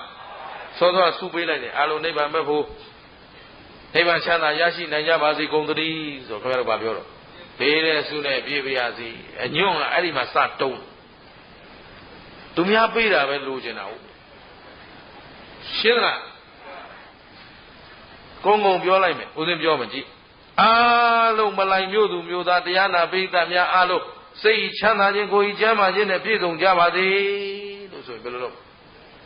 ဘေးတဲ့ဆုနဲ့ပြေးပြရစီဆိုကျုပ်ကခင်ဗျားတို့စိတ်ချမ်းသာအောင်ဘာမှလုပ်မပေးနိုင်ကျုပ်ကလည်းလောကုတ်လောက်တာဟမ်ကိုယ်ကြီးချမ်းသာခြင်းပြည့်စုံပါစေမပေးနိုင်ကိုယ်ချမ်းသာရေးဘယ်သူပဲယူဆိုင်ကိုယ်ပဲယူဆိုင်ဟမ်ကိုယ်စိတ်ချမ်းသာဖို့ဘယ်သူနဲ့ပဲဆိုင်ကိုယ်နဲ့ပဲဆိုင်တယ်အဲ့တော့အလုံးစိတ်ချမ်းသာခြင်းကိုယ်ကြီးချမ်းသာခြင်းနဲ့ပြည့်စုံကြပါစေဆိုရင်နောက်မှသာဘယ်ဘုန်းကြီးကစုပေးပေးကြိုးစားအားထုတ်ပါမယ်ဖရာရှင်းလားဗမာတွေကိုရွှေဗမာတို့အိမ်မနေကြနဲ့ဗျဟင်တော့ပါသလားဖရာတော့နှုတ်သက်ခံပြီးတော့ဘိုးတော်မတော်မလို့ဘွားတော်မလို့လာတယ်မွဲလိုက်တာလဲတာတေလန်းနေပြီခုချိန်ကြီးဒီဘိုးတော်ဓာတ်လုံးကမပြီးသေးဘူးရှင်းလားသူများတွေတန်ရေကြိုပြီးကားကြီးတွေလို့လေမြန်ကြီးတွေလို့အခုအင်္ဂါကြိုတောင်ရောက်နေပြီခင်ဗျားတို့ကတလက်မှမြေကြီးဟောမကြသေးဘူးရှင်းလားဒီတလုံးလေးသေးသေးလေးကိုမသိနိုင်ဘူးသူတို့မှာနော်ဘာမှသာသာရှိတော့ဆိုတယ်ဘာမှသာသာမရှိဘူးဟိုကတိကျတယ်ကဘာပေါ်မှာအမာဆုံးဆိုတဲ့စိတ်9000ဒီဂရီစင်တီဂရိတ်ဆိုအရေးပြောပြီးတလုံးထိုးနေတဲ့ကောင်တွေသိသလားသွားမေးလိုက်သူ့တိုင်းစီကဘာဒီဂရီမှမရှိပဲနဲ့ဘာမှမထားဟိုရွက်ခူးထဲတယ်2ရွက်ဟမ်ဒီရေကျိတ်ထဲတယ်ငါမူသားဟမ်ရွေးစိတ်တလုံးစားဗမာတိုင်းသားတွေတိကျပုံပြောပါလေရှင်းသလားစလာကြတဲ့ဆယ်ဆန်းကြီးတနန်းလေးနန်းတမှုရောနှစ်မှုရောတလက်သစ်တေချလိုက်တာသူမင်္ဂလာလက်သစ်နဲ့ခင်ဗျားတို့လက်သစ်နဲ့တူမလားရှင်းသလားဈေးထဲသွား2000တကိုက်ဆိုသူမင်္ဂလာတောင်နဲ့ဆိုတာ18လက်မအပြည့်ဒီတောင်နဲ့ဆိုမရောဘူးသူတို့ တော့ပါလားစကလေးကသဲပြူခေရာသမကာကစလာတာအသုံးကိုမကြတော့တတရားနဲ့ကွန်ကရစ်မှမပါပါနဲ့ရှင်းလားရာသမလောက်ကပြီးသဲပြူလောက်ခင်းတတ်တဲ့လူမျိုးဆိုတော့ဒီအဆင့်မှနေခဲ့တာနဲ့သေးတယ်ကျင်တတ်လားဒါဖြင့်ဒီတိုင်းနေကြမှာလားကြိုးစားမှာအဲ့တော့လူရင်းမရဘဲနေမှာသွားလိုက်အောင်မယ်နန်းသုံးစုံနဲ့တုံးသုံးချက်နော်အဲ့ဒီယဟန်လေးကအဲ့ဒါလိုခက်ထန်ကြမ်းတမ်းနဲ့ဆရာစကားကိုနားထောင်လိမ့်မရှိဘူးဆရာကဆူလိုက်ငေါက်လိုက်ရိုက်လိုက်တယ်ဆိုရင်ဒေါသနဲ့တုံ့ပြန်လေရှိတယ်အဲ့ဒါနဲ့အဲ့ဒီတရင်ဖျားစီပေါက်ကြသွားတော့ဖျားကခေါ်ပြီးမေးတယ်ရှင်သာမင်းဒေါသသိကြီးတယ်ဆိုသလားဟုတ်သလားဟုတ်ပါတယ်ဘုရားကိုတော့လိန်လို့မရဘူးမှန်ပါတယ်ဗျာဆရာသမားတွေကိုမင်းခက်ထန်ကြမ်းတမ်းစွာတုံ့ပြန်လေးရှိတယ်ဆိုတာဟုတ်သလားဟုတ်ပါတယ်ဗျာမှန်ပါတယ်ဗျာဆိုတော့မှအေးတဲ့မင်းဟာလည်းအကျင့်ကိုမပြောင်းနိုင်ဘူးတဲ့ဗီဇကမကောင်းလာရင်နောင်များကောင်းဖို့ခဲရင်တော့ကွာပါတယ်အေးလေဗီဇဆိုတာမျိုးဟမ်အမျိုးမကောင်းရင်ဒီအပင်လဲအဲ့ဒီပင်ကသီးတဲ့အသီးရောကောင်းနိုင်ကျုပ်တို့ကခေတ်ဆက်မျိုးပြက်လာအတော်ရသာစတဲ့ကလေးကပြက်ရှင်းလားအဲ့တော့ဒီတိုင်းပဲထားမလားရအောင်ပြင်မလားပြင်လို့ရပါဦးမလားအားလုံးပြင်လို့ရပါဦးမလားအဲ့လိုလုံးပါနော်ကျုပ်ကတက်ကြွကြွပဲကြိုက်တယ်နော်ဝိပဿနာကမ္မထံပေးနေတဲ့အချိန်မှတောင်မှလေးဒီလေးကနေကျုပ်เจ้าမလာခဲ့နဲ့လို့ပြောထားရှင်းတယ်နော်ကောင်းပြီအခုမှမဟုတ်ဘူးတဲ့ဒီကောင်မျိုးကိုမကောင်းတာဟိုတုန်းကလည်းဒီတိုင်းပဲဆိုတော့ဘေးရယဟန်တွေကအရှင်ဘုရားအခုတော့နေရာမကျတာတပည့်တော်တို့သိပါပြီဟိုတုန်းကဘယ်လိုများလွဲချော်ခဲ့တယ်လဲဖောက်ပြန်ခဲ့တယ်လဲတပည့်တော်တို့ပြောပါဦးအေးဟုတ်ပြီဒါဘေးကပန်းတတ်တဲ့ယဟန်တစ်ပါးကတောင်းပန်တော့ဘုရားကတရားဟောဖြစ်သားတို့တဲ့တခုသောဘဝတုန်းကတော့ကွာဗာရာဏသီပြည်မှာဗျမရမင်းကြီးအုပ်ချုပ်နေတော့ဗါတယ်နဲ့အေးမြတ်သောအဖြစ်တော့950ဇတ်တော်ထဲမှာဗာရာဏသီနဲ့ဗျမရကဇတ်လိုက်ပါပဲနော်အဲ့တော့ဗာရာဏသီပြည်ဗျမရမင်းကြီးအုပ်ချုပ်နေတော့မှာဗျမရမင်းကြီးရဲ့သားဗျမဒဋ္ဌဆိုတဲ့မင်းသားဗျမရမင်းသားပဲပြောပါတော့ဗာမင်းသားလဲဗျမရမင်းသားလေးမွေးလာတယ်အဲ့ဒီအချိန်မှာဘုရားတို့ဘုရားအလောင်းတော်ကဘာဖြစ်နေလဲဆိုတော့တက္ကသိုလ်ပြည်ကဒိဋ္ဌပါမောက္ခဆရာကြီးဘာကြီးလဲအထာရတ16ရပညာတွေကိုသင်ပေးတဲ့ဒိဋ္ဌပါမောက္ခဆရာကြီးတက္ကသိုလ်ကဒီဗျမရမင်းသားလေးဟာမွေးဖွားလာပြီးအသက်အရွယ်ရောက်လာတော့ပညာသင်ချိန်ရောက်တော့သူ့အဖဘယင်ကနေပြီးတော့ပညာသင်လွတ်တော့မယ်ဆိုတော့ဗာရာဏသီပြည်မှာလည်းတက္ကသိုလ်တွေရှိတယ်ဒါပေမဲ့ငါသားကိုဒီနေရာမှာပဲထားရင်သူကရှင်ဘုရင်သားဆိုပြီးတော့ဆရာတွေကိုလည်းမလေးမခံလုပ်လိုက်မယ်ဒီချမ်းမနော်ဆရာတွေကိုလည်းမလေးမခံလုပ်လိုက်မယ်ပညာလည်းဟုတ်ညာညာသင်မှာမဟုတ်ဘူးအဲ့တော့မာမာနာလည်းချိုးနိုင်အောင်ဗါတယ်ခြေတော်ကပညာရှိတဲ့မင်းပညာရှိတဲ့မိခင်ဖခင်ပညာရှိတဲ့ဆရာသမားတွေဟာအဲ့ဒီကိစ္စကိုဦးစားပေးပြီးစဉ်းစားပညာရှိတဲ့သထေးတွေဟာသူ့သားသမီးကိုမာနချိုးနိုင်အောင်မာနကိုခဝါချနိုင်အောင်တချို့သူများအိမ်မှာကြုံဖြစ်နေအားလိုက်တာတွေကြောင့်ရှိရှင်းလားအဲ့ဒါပညာမဲ့လားပညာရှိလားအခုတော့များသောအားဖြင့်တွေ့ရတာဒီပြီးတော့တို့ငယ်ဘဝတုန်းကချိုးနေချနေခဲ့ရလို့သားသမီးတွေဖူးဖူးမှုတ်ထားတာဆိုတော့အကုန်ဖိုးသမားဖြစ်ကုန်ရှင်းလားအကျင့်ပြတ်တွေဖြစ်ကုန်ငါသမီးလေးလိုချင်တာဖြစ်စေရမယ်ငါသားလေးလိုချင်တာဖြစ်စေရမယ်ဆိုတော့ဒီမိဘတွေဖြစ်လိုက်တာနဲ့အကုန်အကျင့်ပြတ်တွေဖြစ်ကုန်မိဘမှမသိဆရာမှမသိကျောင်းကဆရာမရဲလို့မိဘလာရန်တွေ့တယ်တဲ့ဆိုရင်အဲ့ဒီမိဘကိုနောက်ကျောင်းနဲ့အဝင်းကိုမခံနဲ့ရှင်းလားကျောင်းအထားရင်ဆရာမလက်ထဲမှာပဲရှိတယ်ပြုကျင်တယ်လို့ပြုလိုက် သာသမီလိမ္မာဖို့သဘောပါသလားဟောကြီးကြီးကျယ်ကျယ်လို့မိဘမေတ္တာပြတာလို့ဘာလို့လဲတုံးနဲ့တစ်ချက်ရတိုင်းကိုဆရာမမိပွင့်တော်မကလားသွားပြောတော့ဟောမပြောဘူးဟာမဆုံးမဘူးဆိုတော့ဘယ်သူနစ်နာရှင်းလားသဘောပေါက်သလားခစ်ပြက်ကြီးနော်ဟမ်ဘာကြီးလဲခစ်ပြက်ကြီးကအရေးမကြီးဘူးသာသနာလဲကွယ်တော့မယ်လူမျိုးလဲပျောက်တော့မှာမျိုးနေပြီခင်ဗျားတို့တေယုတ်ကဖိရှမ်းကဤဟမ်ရှိသည်ဗမာအနောက်ကြံသေးတော်သေးတာပေါ့ဟမ်သဘောပါသလားအကုန်အုပ်ရောရောကြောက်ရောရောဖြစ်ကုန်ပြီအဲ့တော့ဒီတိုင်းပဲနေကြမလားပြန်လဲပြုစုပြိုးထောင်ကြမယ်ပြောနွဲ့နွဲ့မလုံးနဲ့တော့အာမှန်ပါပါစေဒီတိုင်းပဲနေကြမလားပြုပြင်ယူကြမလားတခါနဲ့တန်တိဋ္ဌာမမချသားမှာအဲ့တော့ကြည့်ဘယင်ကသူ့သားကိုပညာသင်အပ်မလို့စဉ်းစားပုံလေးကြည့်ငါသားလဲမာနကျိုးသွားအောင်ဟုတ်ပြီနော်ဘာကျိုးသွားမာနရှိသူဟာခက်ထန်တဲ့ကြမ်းတမ်းတဲ့ရိုင်းဆိုင်တဲ့အဖြက်လုပ်ငန်းကိုပဲလုပ်တတ်တယ်ရှင်းလားမာနကင်းသူမှလိမ္မာတဲ့ယဉ်ကျေးတဲ့သိမ်မွေ့တဲ့အကျိုးရှိတဲ့အလုပ်ကိုလုပ်တတ်တယ်သဘောပါလားနော်အဲ့တော့ငါသားဟာမင်းစိုးမင်းညစ်မဖြစ်စေရဘူးငါသားလေးဟာတိုင်းသူပြည်သားတွေအပေါ်မှာ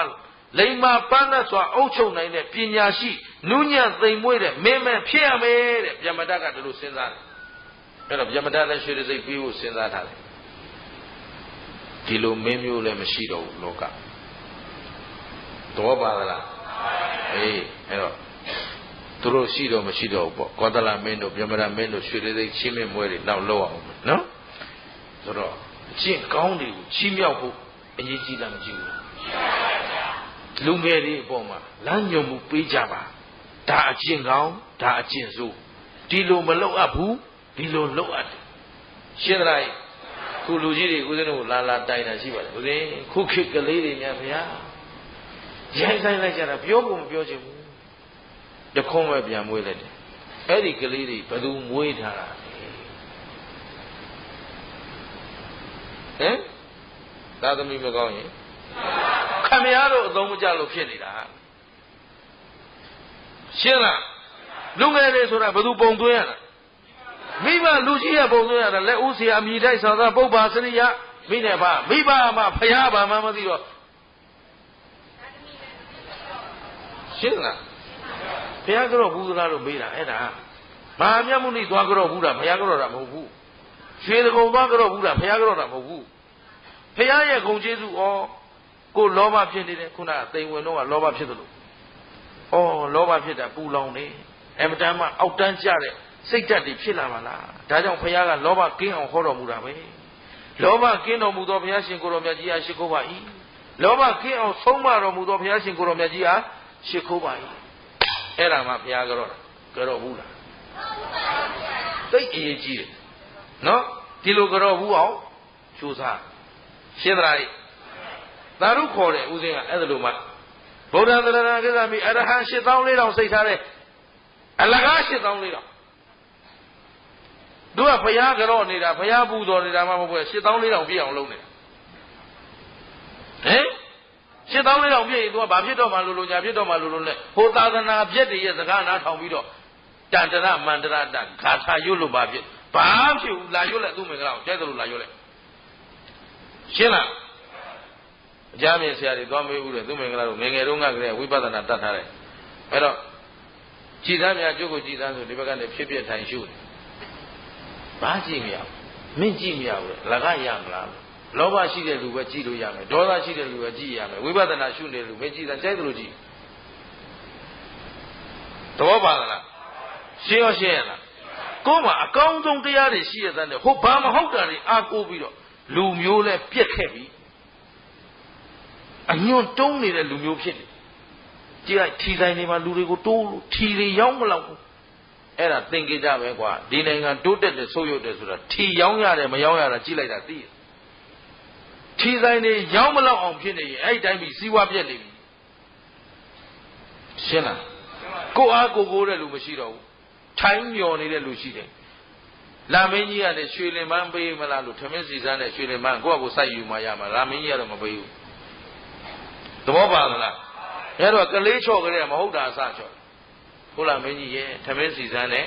ရွှေလင်ပန်းပေးပါကလေးကလည်းမောပြီးမျောနေတော့အကုန်လုံးမောလေးတွေဘာမှဖြစ်မလားသဘောပါသလားကောင်းပြီကဲသွားကြအောင်ဆိုနန်း၃စုပ်ဒုတ်၃ချက်နော်အဲ့တော့သူကခုနကဘယင်ကြီးစဉ်းစားတာလေအားလုံးမှတ်မိလိုက်ကြလားမှတ်မိရပဲထားလိုက်မမေးတော့နော်အဲ့တော့ဘယင်ကြီးကအဲ့ဒါလိုပဲခုနကတိုင်းစဉ်းစားပြီးတော့မှကဲငါသားဟိုတော့ဒီနားမှာပညာမသိဘူးဆိုပြီးတော့မှအမှန်တန်ဝေးกว่าတဲ့ယူဇနာ900လောက်ဝေးတဲ့ကန္နာယတိုင်းထဲမှာရှိတဲ့တက္ကသီလာဆိုတဲ့တက္ကသိုလ်ပြည်ကြီးကိုမင်းသွားပညာသင်ငါသားဘယ်ရကိုသွားရော့အသပြားတစ်ထောင်တော့မင်းဆရာကိုပူဇော်ပြီးတော့မှဒါနဲ့ပူဇော်ပြီးပညာသင်ခဲ့တတ်မှပြန်လာခဲ့ကိုအားလဲကိုတတ်အောင်ကိုခြေတော့ပေါ်လဲကိုရနိုင်ခုတော့မိဘတွေကကလေးတွေဘောဓာလောင်ထားတယ်ဘောဓာလာမတွေ့နဲ့ဆိုတော့မဟုတ်ဖုန်းလေးဆက်လိုက်နေကောင်းလားဘာလို့သေးတော့ပြက်ကွာရှင်းလားဒီလူမျိုးလေကျုပ်ကဘယ်နာပြင်ရမလဲဆိုအကုန်ပြက်နေတာဖြစ်တော့ကျုပ်စိတ်နဲ့ဆိုရင်အကုန်ဘူရိုစာထုတ်ပြပြီးအစ်စ်ပြန်ဆိုင်မှာရသဘောပါသလားဘောက်ဆိုပြက်ကုန်ပြီအကုန်လုံးကအဲ့တော့ဒီတိုင်းပဲနေကြမလားကဲအားလုံးမေးပါဦးမယ်ခင်ဗျားတို့ကျုပ်တို့ကအခုအစစ်တမ်းမြင့်နေကြသလားနှိမ့်ကြနေကြလားကဲလူမျိုးရောနှိမ့်မြင့်မားနေလားနှိမ့်ကြနေလားသာသနာရောမြင့်မားနေလားနှိမ့်ကြနေလားသာသနာတော့ကွယ်လူဆိုင်နေပြီနော်တဲလေးကျန်တော့တာနှာခေါင်းလေးကျန်တော့တာဘယ်ဘုန်းကြီးမှတရားမဟောရဆိုရင်သာသနာကွယ်ပြီအဲ့ဒီနေ့ကွယ်မှာပဲရှင်းလားဒါဖြင့်ရှင်ဘုရားတို့ကကြည်ဟောဖို့ဆိုကြည်ဟောနေတာပဲမကြည်ပဲဟောနေတာမဟုတ်ဘူးကြည်ဟောလို့ပြဿနာတက်နေတာဟမ်ခုခေတ်ကမှန်တာပြောရင်ရွာပြေမဟုတ်ဘူးအထဲလေးရောက်သွားမှာရွာပြေဆိုသိကြိုက်တယ်ပေါ့သူမင်္ဂလာတို့ကရှင်းသလားသဘောမပေါက်သလားသတိထားကြခင်ဗျားတို့ကွယ်တော့မယ်ကျင်တယ်နော်ဦးဇင်းတို့ကတော့ပြောစရာရှိတာပြောရမဟုတ်မမှန်တရားကိုလက်ပိုက်ကြည့်ပြီးတော့နေရရင်လူယုံမှထက်ယုံမှလူဖြစ်နေသိရတာနဲ့စာရင်ပြောစရာလေးတစ်ခွန်းပြုပြင်စရာလေးတစ်ခုပြပြီးသိရတာအမြတ်ရှင်းတယ်နော်သာသနာနဲ့လူမျိုးတို့အသက်ပါပေးပြီးတို့အတွက်တော့မဆန်းဘူးလိုက်နာကျင့်သုံးမဲ့လူပဲလို့ရှင်းလိုက်အဲ့တော့ကိုချီတော့ဘောကိုရနိုင်အောင်ကိုအားကိုးတဲ့စိတ်ရှိအောင်လောကဓာတ်ကိုခံနိုင်အောင်တယောက်ထဲလွတ်လိုက်တာရှင်းသလားအဲ့ဒါအဲ့ဒီရွယ်ချက်ကလေးတွေဒါမို့စာတပုတ်ဖတ်ရင်သေချာဖတ်အဲ့တော့အဲ့ဒီမှာတည်းတက္ကသိုလ်ပြည်သွားတက္ကသိုလ်ဆရာကြီးဖះလောင်းထမ်းမှာသွားပြီးတော့ဆရာကြီးကလည်းရောက်လာတယ်ဆိုပင်မနာနဲ့မုံနေပါလိကျွေးထမင်းနေပါလိကျွေးပေါ်လိဒါတော့ထားပါတော့ရှုပ်ကုန်လိပြီးရင်မင်းဘာလို့မလို့လာလဲပညာသင်မလို့လာတာဘယ်ကလာလဲဘာလာနတိပိယလာဘုသားလဲဗျမရာမင်းကြီးရဲ့သားဆိုတော့ဆရာကြီးကဒီကောင်သတိထားမှာကောင်ပဲဘုသူသားတို့ဘယင်သားဘုသူသားတို့ဘယင်သားဆိုတော့ကျွတ်ဆတ်ဆတ်နဲ့အဘိုးမကျိုးနဲ့ဖြစ်တော့မှဒီကောင်အဲ့တော့သတိထားပြီးလက်ကျင့်မှာဒီတာပါမောက္ခဆရာကြီးကအဲ့ဒါနဲ့မင်းဘယ်လိုသင်ပါလဲငါ့ကိုအန္တေဝါသီကတပည့်အနေနဲ့သင်မလားဓမ္မံတေဝါသီကတပည့်အနေနဲ့သင်မလားဟုတ်ပြီနော်ဆိုတော့အဲ့ဒါဘာပြောရလဲဆရာငါ့ကိုအခကျင်းငွေပေးပြီးသင်တဲ့တပည့်လုံးမလားဒါမှမဟုတ်ဓမ္မံတေဝါသီကဆိုတာငါ့ကိုခြေစုပ်လက်နဲ့ပြုစုပြီးတော့အနိကဆရာကိုပြုစုရင်သင်တဲ့တပည့်ဖြစ်နေသင်မလားကျွန်တော်ဖေရပတ်စံပေးလိုက်တယ်ပတ်စံပေးပြီးပြသင်မယ်ဆရာကြီးဒီကောင်ဒီကလေးသိမဟုတ်ရှင်ဘူးရှင်းသလားအဲ့ခေတ်ကငွေရအဓိကမကြဘူးလေနော်အခုခေတ်ကောခုခေတ်ကောငွေအဓိကဖြစ်နေခင်ဗျားတို့အမျိုးပြက်ပြီလို့မှတ်လားရှင်းလားသဘောမပေါက်သလားပညာအဓိကစေတနာအဓိကရှင်ချင်းမှုအဓိကကိုကျင့်တရားအဓိကသဘောပါသလား ရှင်းအောင်ရှင်းရလားအဲ့ဒါလို့လမ်းမှန်ကမ်းမှန်ကိုပြန်လျှောက်ကြမှာအားလုံးအစင်တန်းမြင့်လာအစင်တန်းမြင့်နေဆိုတာခင်ဗျားတို့မြင့်မြင့်မှနေဖို့ပြောတာမဟုတ်ဘူးအားလုံးစိတ်လဲချမ်းသာမယ်ကိုယ်လဲချမ်းသာအစင်တန်းရှိသူချင်းနေမှစိတ်ချမ်းသာကိုချမ်းသာတအုပ်ပေါ်တူယုံကြည်မှုရှိခုခင်ဗျားတို့သားမိချင်းတောင်ယုံရသလားလင်မယားချင်းဟမ်မိမလည်းသူခံလိုက်တော့သူတော့ခတ်တာတော်ဖွင့်သေးလားအရင်လားဟမ်ဒီအန်ဆဲတော်ဖွင့်သေးလားဟိုယောက်ျားလုပ်တဲ့လူကလည်းပြန်လာသူအင်ကြီးလေးအရင်လက်နိုင်တယ်ဟေးအင်ကြီးဘယ်သူနိုင်သေးတော့ရှင်းလားကိုယ်အိမ်ထဲကိုမယုံရတဲ့ခေတ်ဆိုတာအဲ့ဒါအဆင့်တန်းမရှိတဲ့ခေတ်ရှင်းလားစိတ်ဓာတ်အဆင့်တန်းရှိကြရင်တူပေါ်တူယုံကြည်မှုရှိရရှင်းသလားကောင်းပြီအဲ့တော့တရားထောင်တို့အပိပညာသင်တင်တော့ဆရာကြီးကလည်းလုံးစုံသောပညာတွေသင်ပေးပါသင်ပေးရင်တည်းကြတော့ဆရာတပည့်လာကွာရေချိုးသွားအောင်ဆိုပြီးတော့ပြမဒမင်းသားလေးနဲ့တက္ကသိုလ်ဆရာကြီးနဲ့ရေချိုးစိတ်ဆင်းတော့လမ်းမှာအဖွားကြီးတယောက်တုံရှိကြီးနဲ့80ကျော်လောက်အဖွားကြီးဖြာကလေးနဲ့နှမ်းလေးတွေဖြန့်ခင်းပြီးတော့လှမ်းနေဘာလှမ်းနှမ်းလေးတွေဖြာပေါ်မှာခင်းပြီးတော့လှမ်းနေအဲ့ဒီမှာနောက်ကလိုက်လာတဲ့တပည့်ယမဒမင်းသားကသူ့နန်းတော်ထဲမှာတော့စားကောင်းတောက်ခွဲတွေအစုံစုံစားနေရတာပေါ့လေဒီမှာလဲဒိတာပါမောက္ခဆရာကြီးကိုပတ်စံပေးတင်တာဆိုတော့ကြာကြာနာနာလက်ဆေးစားနေရတဲ့နေထားပေါ့ဒီတော့သူနှမ်းကိုဒီလိုလွတ်တမ်းမစားဘူးထင်ပါရဲ့နော်ရှင်ဘီရင်နေတဲ့သနာဖို့ကောင်းတယ်ဘိမုံကောင်းကောင်းမစားဘူးလို့သဘောပါလားအေးအဲ့တော့နမ်းမြင်တာနဲ့မနေနိုင်ဘူးနော်ဘုရင်သားကအပေကြီးကိုလမ်းနေတဲ့နန်းခင်းတဲ့နန်းပြဘဝကနေလက်တဆုပ်ကုတ်ထည့်ပြီးတော့ဆရာမသိအောင်အဖွားကြီးတော့သူကယူမဆိုင်ဘူးဘာလို့ဆိုဘုရင်သားဆိုသူထင်ရလုံနေကြဘူးလေအဲ့ဒါလက်ထဲဆုပ်လာပြီးတော့နန်းတဆုပ်စားလိုက်တော့အဖွားကြီးကကြည့်နေဩဒီကလေးဗိုက်ဆန်နေရှာလို့နေမှာသူကမြစားခြင်းရှာလို့နေမှာစားပါစီရှေးတော့လူကြီးတွေကဒီလိုနော်အဲ့လိုတော့ဘုရောကပြောင်းကင်းနေစိုက်တယ်ဆိုရင်ပြောင်းမှုလေးချိုးသွားကြပါအောင်လားဒီလိုပြောတာအခုတော့ခိုးမှဆိုလို့ထိုင်ဆောင်နေရငါချိုးဆိုတော့ကိုယ်တနိုင်စားရုံလောက်ချိုးကြတာဟိုအဲ့ဒါလိုချိုးလေကိုယ်မှအသီးပွင့်နေရလေအကျိုးမြရလေဒီလိုစိတ်ထဲကထားကြတာအခုတော့ဖြင့်တဖူးမှလည်းမပေးနိုင်ဘူးဆိုတော့ဟိုကခိုးရောဟမ်ရှင်းသလားအေးတော့တို့မြန်မာယဉ်ကျေးမှုတွေပြောကြတယ်အများကြီးဘိုးဘွားမိဘကတော့အကောင်းလေးကြီးချပေးခဲ့တာတို့ကအဆိုးတွေကြီးယူထားတာရှင်းလားကောင်းပြီအဲ့ဒါလိုနဲ့နောက်တစ်ရက်ဒုတိယနေ့ရေသွားချိုးပြန်ရောအဖွားကြီးကနှမ်းလန်းပြန်ရောဒီမရင်သားကမလုပ်ပြန်စားပြန်ပြီဒုတိယတစ်နေ့ဆိုတော့အဖွားကြီးကမနေ့ရက်လောက်တော့မပြုံးတော့နေရက်ဆိုတော့မဟုတ်ဘူးထင်တယ်နော်ဒါအကျင့်ပြက်လာပြီဘာဖြစ်လဲတကယ်စားကြည့်ရင်တောင်းပန်ပြီးစားဘာလို့ပြီးစားအမေနှမ်းလန်းနေသလားကျွန်တော်နှမ်းလေးစားခြင်းလို့ဗျာပြီးမှာပါဘယင်သားတောင်းစားလဲပြီးမှာပါရှင်းလားခုတောင်းစားလူစားသဘောပါသလားခိုးစားအဲ့ဒါနဲ့ဘွားကြီးကမှတ်ထားတဲ့ဒုတိယမြောက်ရဲ့နောက်တတိယရဲ့လာပြန်ပြီ3ရက်မြောက်တော့နန်းကဘယ်နှဆုပ်ပြု3ရက်ပေါ့တရက်တစ်ဆုပ်ဆိုတော့ဒါ3ဆုပ်ပေါ့3ဆုပ်ဆိုရင်လည်းစဉ်းစားကြည့်ဦးလေနန်းလုံးကြီးဘယ်လောက်ပါသွားမလဲဟုတ်လားအဲ့တော့ရှင်ဘီရဲ့သားလဲဆိုတော့လည်းခကြီးကြီးနေမှာပေါ့နော်အဲ့ဒါနဲ့တတိယမြောက်ရဲ့လုံပြန်နန်းတစ်ဆုပ်ထားပြီးတော့ကင်လိုက်တာတဲ့ဘွားကြီးကဒိတာပါမောက္ခဆရာကြီးကငါ့ကိုနှိမ့်ဆက်နေတယ်တဲ့သူ့တပည့်ကိုနန်းနေခိုးခိုင်းနေတယ်သွားပြီတပည့်မကောင်းဆရာကောင်းရှေ့ရသွားတဲ့ဆရာပြဿနာတက်တယ်ဩတဲ့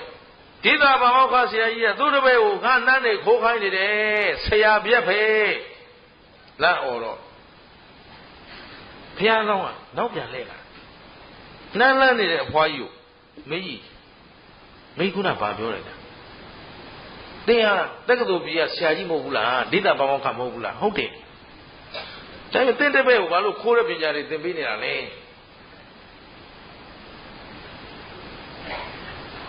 ဟုတ်ပြီနော်ဘာလို့ခိုးတဲ့ပညာတွေသင်ပေးနေတာဆိုဟာကျုံမခိုးခိုင်းရမှာမင်းကြီးဘာဖြစ်တာမလေးဟောအိမ်မယ်တော့နောက်ကလိုက်လာတဲ့တငယ်3 ရက်ရှိပြီတရက်နန်းတဆုပ်ကျုပ်ဖြာရဲနှိုက်သွားတယ်ရှင်းတယ်နော်ပထမတရက်ကတော့စဉ်းစားလိုက်တယ်ဒီကလေးဗိုက်သိပ်စာနေလို့နေမှာစားကျင်ရှာလို့ပဲနေပါစေခွင့်လို့လိုက်ဒုတိယရက်ကဲစာနေလို့ပဲနေမှာပါလေခွင့်ပြုနိုင်တယ်ခုဒီနေ့ဘယ်နှရက်မြောက်သွား3 ရက်မြောက်သွားပြီငါ့ကိုလည်းခွင့်မပန်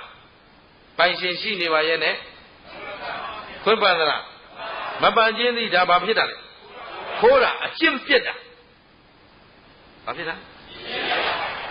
ဒါဖြင့်သူကသူဘယင်သားမကလို့ဘာဖြစ်နေလဲဒီပုဂ္ဂိုလ်ကအစင်တန်းရှိသူလားမရှိသူလားတန်ဖိုးရှိသူလားမရှိသူလားအဲ့တော့ဘယင်ကမွေးလို့ဘယင်သားဖြစ်တိုင်းတန်ဖိုးရှိသွားသလားတထေးကမွေးလို့တထေးသားဖြစ်တိုင်းတန်ဖိုးရှိသလားရှင်းသလားသဘောပါသလားလောကကျင့်ဝတ်ကိုလေးစားသူတန်ဖိုးထားသူမြတ်မြတ်နိုးနိုးကျင့်ကြံသူမှလောကမှာတန်ဖိုးရှိတဲ့ပုဂ္ဂိုလ်အဲ့တော့လူမျိုးတစ်မျိုးရဲ့အဆင့်တန်းကိုကျင့်တရားနဲ့ပဲတိုင်းပါတယ်ဘာသာတစ်ခုရဲ့အဆင့်တန်းကိုလည်း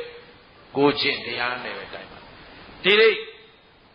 ငါတို့ယဟန်တန်ဃာတွေနှစ်ပေါင်း2552နှစ်တိုင်တန်ဃာရဲ့လို့ဂုံမပြတ်အောင်ရှိနေခြင်းသည်ဗုဒ္ဓဤဝိနည်းဆိုတဲ့ discipline စိတ်ကကိုကျင့်တရားသိကောင်းလို့ဖြစ်ပါတယ်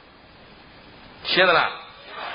129သောသိက္ခာပုဒ်တွေနဲ့ချုပ်နှောင်ထိမ့်သိမ့်ပေးခဲ့တဲ့အတွက်ဒီနေ့အထိဒီသာသနာရှိနေတာရှင်းသလားအေးသာသနာဝန်ထမ်းတွေကလည်းစိတ်ကလိုက်နာမှုမရှိတော့ဘူးဆိုရင်ဒါသာသနာဝန်ဆောင်တွေလားသာသနာဖျက်တွေလားသတိထားပါဆရာဘက်ကလည်းတာဝန်ကြီးရမယ်တပည့်ဘက်ကလည်းတာဝန်ကြီးရငါတို့ဒီတိုင်းပဲလောကကြီးကိုကြည်နေမလားပြန်ပြိုးထောင်ရကဲအခုလောကကြီးမှာဓမ္မဆောင်သူမဲ့အာဓမ္မဆောင်သူဘယ်သူကများလဲဒါပြင်လောကကိုဓမ္မကလွှမ်းမိုးနေသလားအာဓမ္မကလွှမ်းမိုးနေသလားဘာလို့အာဓမ္မလွှမ်းမိုးတာလဲခုနကလေးအဖြေပါပြီဗျာလောကမှာဓမ္မဆောင်သူနဲ့အာဓမ္မဆောင်သူဘယ်ရင်းကများဒါပေမဲ့လောကမှာဓမ္မကလွှမ်းမိုးနေလားအာဓမ္မကလွှမ်းမိုးလားဘာလို့အာဓမ္မလွှမ်းမိုးနေအေးဒီလိုလုပ်စမ်းပါနော်ရှေ့မှာအဖြေထည့်ပေးပြီးသားကိုမဖြေတတ်တဲ့တပည့်တွေနဲ့တော့ပြဿနာလို့အာဓမ္မဆောင်သူများလို့အာဓမ္မကလွှမ်းမိုးနေတာပြန်ပြောကဲဒါဖြင့်ခင်ဗျားတို့ကဓမ္မလွှမ်းမိုးတာကြိုက်လားအာဓမ္မလွှမ်းမိုးတာကြိုက်လားဘာဓမ္မလွှမ်းမိုးတာကြိုက်ဘယ်လိုလုပ်မလဲအားလုံးတက်ညီလက်ညီဓမ္မကိုဆောင်ရမယ်ကျင့်ရမယ်ရှင်းသလားလောကကြီးကမကောင်းဘူးလို့ပြောတာဒီလောကလုံးကမကောင်းတာကျင့်နေတာဟုတ်ဟင်အဲ့တော့လောကကြီးမကောင်းဘူးဆိုပြောနေတဲ့လူကကောင်းပြီလားဘောပါသလားပြောခုခေတ်ကြီးကမကောင်းဘူးဗျာမရတော့ပါဘူးတဲ့ဆိုမင်းကဘာလုပ်နေသလဲမေးလိုက်ဟင်မင်းကကောင်းအောင်ဘာတွေလုပ်နေသလဲရှင်းလားကိုအဖြစ်ဘာမှမလုပ်ရသေးဘူးသူများမကောင်းတာတွေကြီးလိုက်ပြောနေတာမင်းကိုကအကျင့်ပြက်နေသဘောပါသားကြီးဒါဖြင့်အားလုံးကိုစီကိုကကိုတာဝန်ယူပြီးပြုပြင်ကြမယ်ဆိုရင်ဓမ္မဆောင်သူများလာရင်အာဓမ္မဟာပယ်ရှားသွားတာရှင်းသလားအဲ့တော့ဘယ်သူတွေပဲဝါတွေမကောင်းမှုလုပ်နေကြမလားကိုကစကောင်းအောင်ကြိုးစားမလားကျင့်သလားအဲ့တော့လူအဆင့်တန်းကိုဘာနဲ့တိုင်းလဲကိုချင်းတရားမင်းဆွေမင်းမျိုးနဲ့တိုင်းသလားယာဓုယာကနဲ့တိုင်းသလားဥစ္စာဒနာနဲ့တိုင်းသလားဘာနဲ့တိုင်းလဲကျင့်တယ်နော်အဲ့တော့ကိုချင်းတရားမပြည့်ချစေနဲ့ရှင်းပြီနော်ကောင်းပြီအဲ့တော့ယမဒဋ္ဌမင်းသားနန်းသုံးစုပ်ယူစားတယ်ဆိုတော့ဒေသဘာဝကလှည့်ကြည့်လိုက်တော့ဟုတ်တယ်လက်ထဲမှာတန်းလန်းနော်မင်းဘယ်ရက်ရှိပြီလဲဆို3ရက်ရှိပြီ3လုံးရှိပြီဆိုတော့မှ မကြီးအဲ့လိုတော့မပြောပါနဲ့ကျွန်တော်လည်းဆုံးမပါတယ်တပည့်တွေဆိုတာမျိုးမျိုးရှိပါတယ်အဲ့တော့အမေကြီးအဖိုးခကိုပေးပါမယ်နန်းသုံးစုပ်ဖို့ပြောပါဒီတာဘာမောကဆရာကြီးဟဲ့တက္ကသိုလ်ဆရာရဲ့နင်တက္ကသိုလ်ဆရာလုပ်နေပြီးတော့ငါကနန်းသုံးစုပ်ဖိုးလောက်လိုချင်လို့ပြောနေတာမဟုတ်ဘူးနန်းသုံးစုပ်ကဘာမှမတန်ဘူးတဲ့ရှင်းတယ်နော်အဓိကပါလေ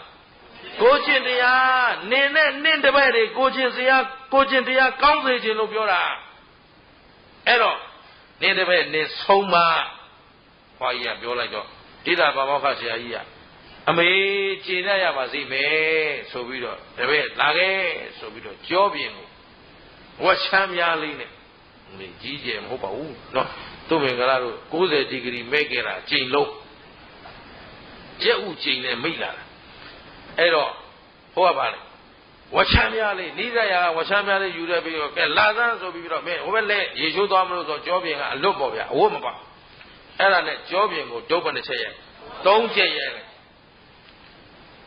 ရိုက်လိုက်တာနဲ့မင်းသားကဘာဖြစ်လဲဆိုတော့မျက်ထောက်หนีကြီးနဲ့သူ့ဆရာကိုခြေဆုံးကောင်းကောင်းကြည့်တယ်အကျိတ်ထား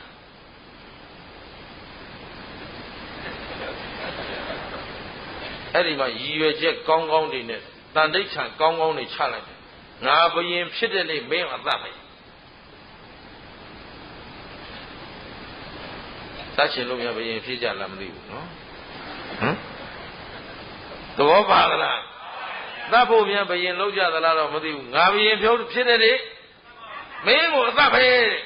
ကြည့်ရဲ့ဘုရားလောင်းကဒေတာဘာမောခဘုရားလောင်းသိတာပေါ့ဒီကောင်ငါ့ကိုရံညိုးပဲပြီ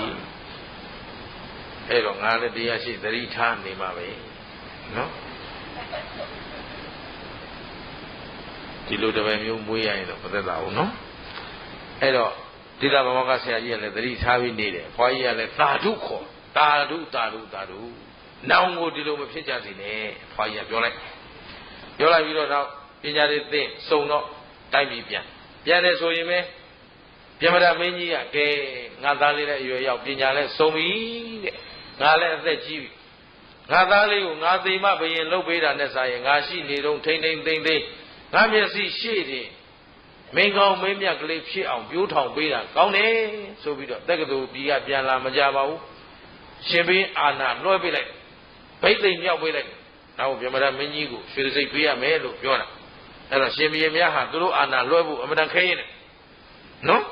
အဲ့တော့သူ့သားကိုဘာလို့ပေးလိုက်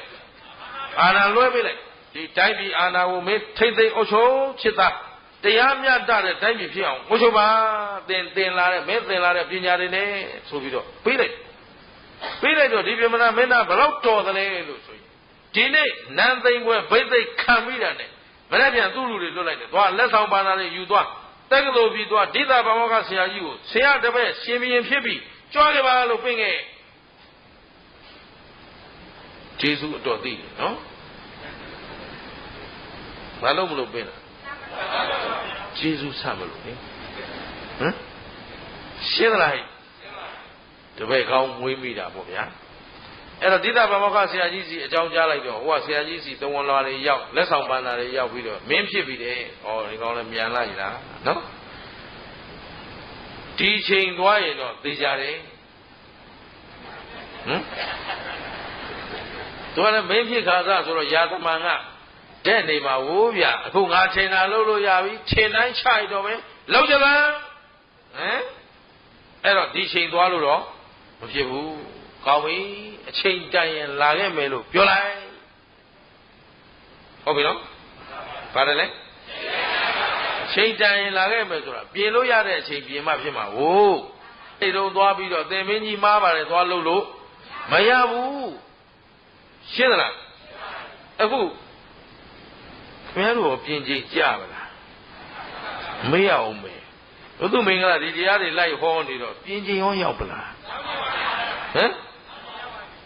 မရောက်သေးဘူးဆိုရင်လည်းလူမျိုးပါပြုံးတော့မှာရှင်းသလား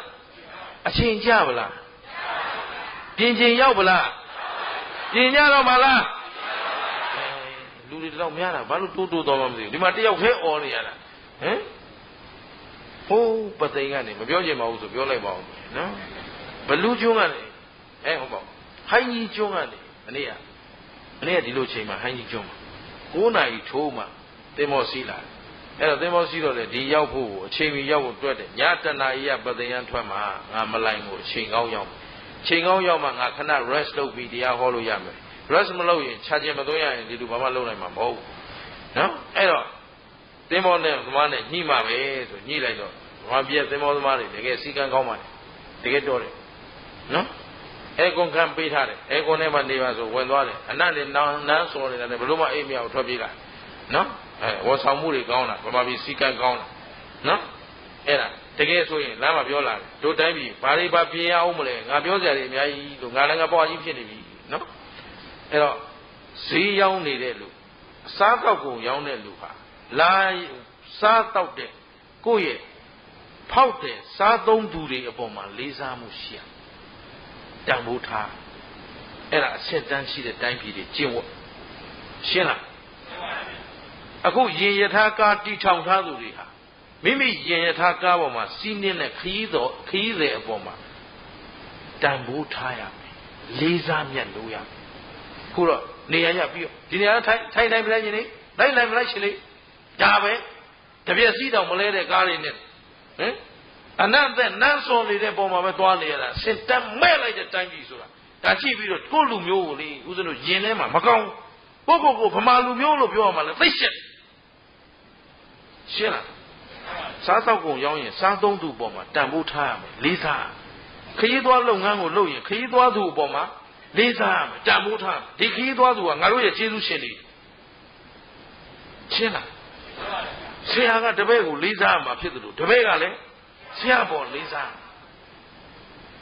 ရှင်းတယ်မလားအဲ့ဒါကိုဦးသူမင်္ဂလာတို့ရှင်ပြဘာလို့ဒီလောက်ပြင်မခါပြီးလိုက်ပြောနေတာလဲကိုယ့်ကိုအေးနေလိုက်ပါလားဟာငါသူတို့ကျွေးတယ်ဆွန်စားထားတာဟင်ယဟန်တာကဆိုတာဘယ်သူတွေကျွေးတာတပည့်တော်တို့ကျွေးတာလို့ပြောရဲပြောယဟန်တာကဆိုတာဘယ်သူကျွေးတာဘယ်သူပေးတာဝတ်နေတာလဲခင်ဗျားတို့ပေးတာဝတ်နေတာခင်ဗျားတို့စွန့်လူတန်းထားတဲ့ဟာတွေဝတ်နေတာအဲ့တော့ဒီဝတ်တယ်လည်းတာဝန်ရှိရမယ်ဒီဆွန့်တော့လည်းတာဝန်ရှိရမယ်အဲ့တော့ငါဘုန်းကြီးပဲလို့ခန်းခန်းကြီးလုပ်မနေနဲ့မင်းဘယ်သူကျွေးတာစားနေတာလဲမေးလိုက်ဦးဒီတိုင်းပဲဟိုဘက်ကဟာတွေကိုယ့်အကိုဆက်တွေးတော့မပြောတော့duty is duty ပဲရှင်းလားသူများကျွေးတာပေးတာယူထားပြီးဒီလူတွေပေါ်မှာတော့တာဝန်ရှိရမယ်ဒီရင်ကျေးမှုလေးကိုမရှိတာဘယ်တော့ဝမ်းနေဖို့ကောင်းဟုတ်ပြီနော်အဲ့ဒါတော့ကြည့်တယ်တကယ်တော့ရှက်ပြေးရင်ဆိုတာအချိန်တူတူနဲ့ရောက်အောင်လုပ်ထားတာဒါပေမဲ့သူတို့ရှက်ပြေးမဟုတ်ပါဘူးဝတ်ပြေးပါနော်အဲ့တော့ဒါကြီးချိန်မရောက်လို့လုပ်မလဲလုပ်ပေးစမ်းပါလို့မောင်းလို့ရတယ်ဗျာမောင်းလို့ရရင်မောင်းပါအဲဒီတိုင်းတော့မရဘူးနော်ရှင်ရပဲချိန်ရောက်ရှင်တယ်2 နာရီဖြစ်နိုင်1 နာရီกว่าတနာရီတော့မရောက်နိုင်ဘူးအခု9 နာရီခွဲမှလည်းပြီးတော့ထွက်လာတာဆို1 နာရီကိုဒီမိုင်နဲ့ဒီခီးကိုဖြစ်နိုင်တယ်ဒါပေမဲ့မဖြစ်နိုင်ဆုံးပြောဆို2 နာရီထက်ပိုပြီးမစောနိုင်ဘူးအဲ့ဒါပြီး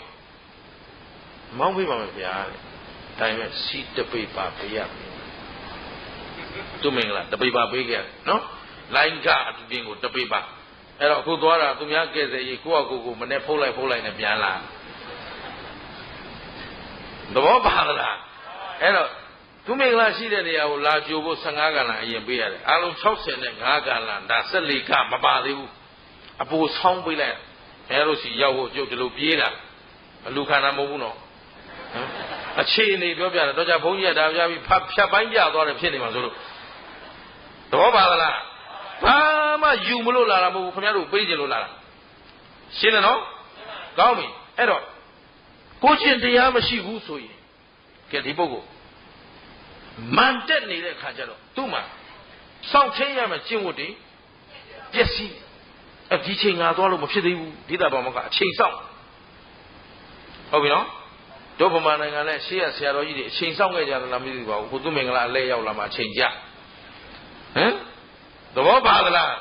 အဲ့ဒါကျုပ်ကသိချေတတ်ချင်တာမဟုတ်ဘူးဘာလို့မပြောခဲ့ကြလဲဘာလို့ရင်ငုံနေခဲ့ကြလဲတို့အမြင့်တွေလိုက်ပုတ်ကုန်ပြီဟုတ်ပြီနော်သာသနာကြီးကရွှေချောင်းပြောင်ဘယ်မျိုးသွားကြည့်ရွှေစီကြီးတွေခိမ့်ကြည့်လိုက်တော့ဘုရားဘာသာတော်တော်ထွန်းကားတဲ့နိုင်ငံလို့ထင်မှာဒါပေမဲ့တ ဘယ်မြို့သွားကြည့်ကြည့်တရက်ကွက်မကြံသခိုးနဲ့ကြဘူးရှင်းလားအချစ်ပြက်တည်ဟုတ်လားမဟုတ်လားဟုတ်ပါဘူးအကိုကြီးမကြုံရင်ပြောနေကြတာကိုကြီးကြုံလာပြီဆိုရင်ဟိုလူတွေကဒီလိုလက်ထိုးလိုက်လို့လွတ်သွားတာဆိုကိုလက်ကြိုင်လည်းမလုပ်ပြီးလိုက်သူကိနဲ့သူပဲဆိုတော့လက်ထိုးသူဟာလည်းလူယုံမှာရှင်းလားသဘောမပေါက်သလားရှိသေးတော့ကဲပြန်သွားနော်ဒုတ်ပနဲ့ချက်ချလိုက်သုံးချက်အဲ့ဒါတတ်မယ်ဆိုပြီးကြမ်းတယ်ဆရာကြီးကစောင့်နောက်ဒုတိယမစ္စည်းမအရွယ်လောက်ပေါ့အသက်20ကျော်လောက်ကမင်းဖြစ်တယ်40ကျော်50လောက်ကြာတော့နည်းနည်းရင့်ကျက်တဲ့အရွယ်ရောက်တော့တခါဖိတ်ပြန်ဆရာကြီးလာပါဦးဆိုတော့ဒီကောင်ကမမေ့ဘူးပဲနော်ကျေးဇူးမမေ့ဘူးနော်အဲ့တော့ဒီကောင်အသက်အရွယ်နဲ့ငါလည်းသိက္ခာနီးနေပါပြီလေတဲ့ကဲဒီတော့ဒီချိန်တော့ဖြစ်ရင်ရင့်ကျက်တဲ့ချိန်ရောက်ပြီသွားလို့ချိန်တန်ပြီဆိုဒီတာမောင်ကကြီးလာပါလေရှင်မင်းနန်းတော်ရှင်းရောက်တော့သူကဆရာတော့ဆရာပေါ့လေဒါပေမဲ့ဟိုကရှင်မင်းဆိုတော့ဟောပလင်အောက်ကပဲနေရရှာမှာပေါ့ဦးဇင်းအဲ့ဒါလေးကြည့်လိုက်တယ်ဩဒုက္ခပဲလောကကြီးကနော်အဲ့တော့အောက်ကနေလက်ကလေးချီလို့နေမယ်နော်ဆရာကြီးရောက်လာပြီလားရောက်လာပြီခါသားရောက်ပါတယ်ဆိုတာရောက်ပြီလို့သိလိုက်တာနဲ့ရှင်မင်းမျက်နာကလေချက်ချင်းနီးရဲပြီးတော့ရထောင်နေကြီးနဲ့ဘာဖြစ်လားဒေါသဖြစ်လာခမည်းရိုက်လိုက်တဲ့ကျုပ်ကြောပေါ်ကဒုတ်သုံးချက်ကအခုထိနာတော့မြတ်မဲသဘောပါလားနော်ကဲအားလုံးဖမ်းဒီတာဘာမောကဆရာကိုတတ်သေးကြည်သားအရွယ်လက်ရောက်လာပြီမစ္စည်းမအရွယ်ရောက်လာပြီလိမ္မာရေးချရှိပြီလားရှိပါဘူးမိုက်ကောင်းလုံးမရှိဘူးအဲ့ဆရာကြီးကပြုံးတယ်ကျွန်တော်မျိုးလည်းအသက်ကြီးလာပါပြီမင်းကြီးဘယ်မှလည်းမပြေးနိုင်ပါဘူးခဏတော့စကားပြောခွင့်ပေးပါဦးဆရာတပည့်အတန်ရောစင်လေးနဲ့ပေါ့လေနော်ခဏစကားပြောခွင့်ပေးပါဦးဆိုကဲပြောမသိခင်ခင်ဗျဝါအောင်ပြောဘာညာအဲ့ဒီဒေါသဖြစ်နေရိုင်းပြီပေါ့ဗျာနော်စားတဲ့တော့မပါဘူးကျုပ်ကနည်းနည်းလေးပို့ပြီးထည့်ပေးလိုက်တယ်ဟုတ်လားဟမ်ဒါနဲ့တခါနဲ့ထည့်ပြောထားမှနှုတ်မစားဦးသေးမပါဘူးဆိုပြီးစင်ကြီးလဲမဲ့ဟာတွေရှိသေးတယ်ဇက်လန်းဆိုတာအဆင်ပြေအောင်ကြည့်လို့ရတာပဲမကျေနပ်ရင်ဖယ်လိုက်နော်ဒါသူမင်္ဂလာဟောနေတဲ့တရားဘုရားဟောတဲ့တရားကစာအုပ်ထဲမှာရှိတယ်ရှင်းလား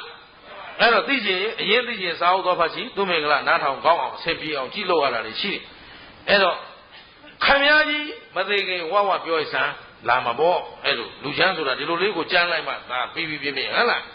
အဲ့တော့ရိုက်ပြလိုက်တော့ဆရာကြီးကကောင်းပါပြီမင်းကြီးတဲ့မင်းကြီးလည်းအရွယ်မငယ်တော့ပါဘူးတဲ့ဒီတဲ့ဒီရွယ်ရောက်ပါပြီအဲ့တော့အသင်မင်းကြီးကိုအဲ့ဒီနှမ်းစုပ်သုံးစုပ်ခိုးစားတော့ကကျွန်တော်မျိုးမရိုက်ခဲ့ရင်ဒီနေ့အသင်မင်းကြီးဒီမင်းဘဝကိုရမလားအရင်စဉ်းစားပါရှင်းလားနှမ်းစုပ်ခိုးရအနေဘိမ့်မုံခိုးလိုက်မယ်နမ်းပြူတဲ့မုံကိုခိုးမှာပေါ့ဗျာရှင်းလားအဲ့တော့ဘိမ့်မုံခိုးရအနေဘိမ့်မှာခိုးပြီးသခိုးဖြစ်လိုက်မယ်သခိုးဖြစ်ရင်မင်းဖြစ်အောင်မလား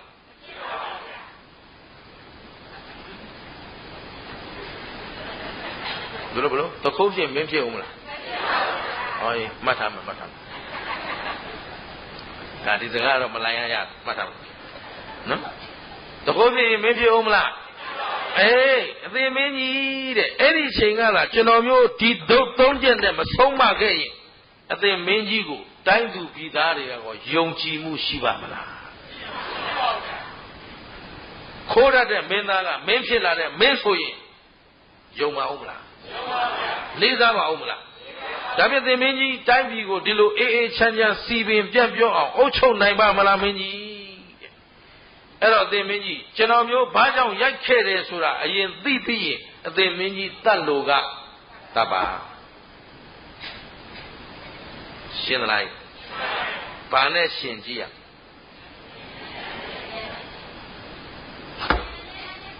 ဘာနဲ့ရှင်ကြည့်မယ်ဥဒုမင်္ဂလာတရားကိုနာဘူးလေဆိုသိပါလိမ့်မယ်နော်အလွတ်မဲ့မချပါဘူးဒါပါလေညံဒါဆိုအလုံးသဘောပေါက် I am a day open you နော်အဲ့တော့သင်မင်းကြီးအကျင့်ပြည့်တွေဟာဒီဘဝမှာလည်းပျက်စီးဆုံးရှုံးမှာဖြစ်တယ်လို့နောက်ဘဝမှာလည်း ငရဲသို့သာလာရမယ်မကောင်းမှုပြုသူဟာမကောင်းသောအကျိုးကိုသာပေးတတ်ပါတယ်မင်းသည်တဲ့ကောင်းမှုပြုသူမှကောင်းသောအကျိုးကိုပေးရပါဆရာသည်တပည့်တို့ဤမိုက်မဲမလိမ္မာမှုကိုဆုံးမရတာတပည့်ရဲ့ဆရာရဲ့တာဝန်ပါတဲ့တပည့်ကိုဆုံးမလို့အသင်မင်းကြီးကတပည့်ကိုဆုံးမတဲ့ဆရာမို့လို့တတ်မယ်ဆိုရင်အချိန်မရွေးသတ်လိုက်သူမင်္ဂလာဆိုရင်မဖွင့်ပြလိုက်မယ်ထိုးရှင်းလားသဘောပါသလားတပည့်ကိုဆုံးမလို့အဲ့ဒီဆရာကိုတတ်မယ်လို့အသင်မင်းကြီးဆုံးဖြတ်ရင်အသင်မင်းကြီးတိုင်းပြည်သည်ဆရာများကိုတတ်တတ်သောတိုင်းပြည်ဖြစ်နေကျွန်တော်မျိုးရဲရဲကြီးသိလိုက်ပါမယ်တတ်ပါရှင်းသလားသဘောကျသလားနန်း30ချက်ကြောင့်ရိုက်လိုက်တဲ့ဒုတ်3ချက်သည်နန်း30ကြောင့်ရိုက်လိုက်တဲ့ဒုတ်3ချက်သည်ဒီနေ့ဗျမဒမင်းအားအကျိုးကျေးဇူးရှိမရှိကိုသင်မင်းကြီးပဲဆုံးဖြတ်ပါရှင်းသလားအဲ့တော့ဦးဇင်းခုနပြောခဲ့တယ်ဦးဇင်းတို့ငယ်ရွယ်စဉ်တုန်းက15က6နှစ်ရွယ်ဆရာတွေဆုံးမခဲ့စဉ်ကဆုံးမတတ်သောဆရာများကိုမုန်းခဲ့ပေမဲ့အခုအရွယ်လက်42နှစ်ရောက်လာတဲ့အချိန်မှာတော့ဆရာသမားရဲ့ကျေးဇူးတွေကိုဦးလည်းမသုံးကျေးဇူးဂုဏ်တွေကိုရင်ထဲမှာကြည်နူးပီတိဖြစ်ပြီးတော့ဩငါဆရာသမားတွေတော်ခဲ့လို့ဆရာကောင်းတွေနဲ့တွေ့ခဲ့လို့ပါဆရာများအားလုံးကိုဒီတရားနဲ့ပဲပူဇော်ပါတယ်ရှင်းသလား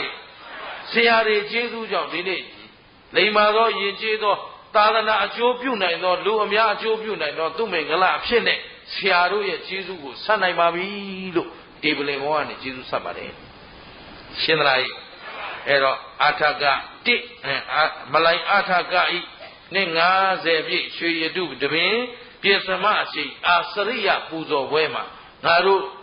ဆရာတွေကိုဘယ်လိုပူဇော်ကြမလဲဆိုတာဆုံးဖြတ်ချက်ချကြခင်ဗျားတို့ပေးမဲ့ကြောကြမဲ့ပစိုးတွေထမိန်တွေပစ္စည်းဥစ္စာတွေကိုမဲ့မောခဲ့ကြလို့ဆရာတွေဟာဒီတပည့်တွေကိုပြိုးထောင်ခဲ့ကြတာလားအေးဆရာတပည့်တွေဟာဒီနေ့လူအကျိုးပြုလုပ်ငန်းတွေကိုဘယ်လိုလုပ်နေပါတယ်ဆိုတာလေးတွေနဲ့ပူဇော်ကြသမ်းပါရှင်းသလားဆရာတပည့်ဟာသာသနာတော်အတွက်ဘယ်လိုထမ်းဆောင်နေပါတယ်လို့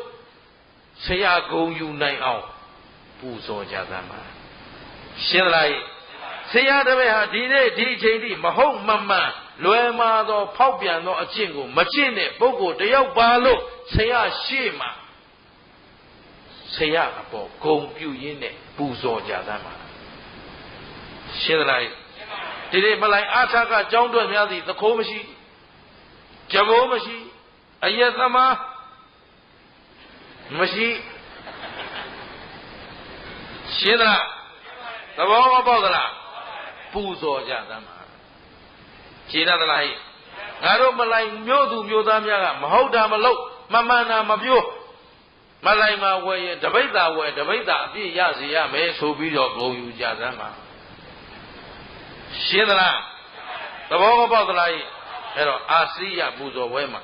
ဘာနဲ့ရှင်ညဉာဏ်နဲ့ရှင်ပြီးတော့ဆရာတွေပေါ်မှာအကောင်းဆုံးဂုဏ်ပြုပူဇော်နိုင်တဲ့မလိုက်မြို့သူမြို့သားများဖြစ်ကြပါစေလို့ဆန္ဒပြုပါတယ်ရှင်းသလား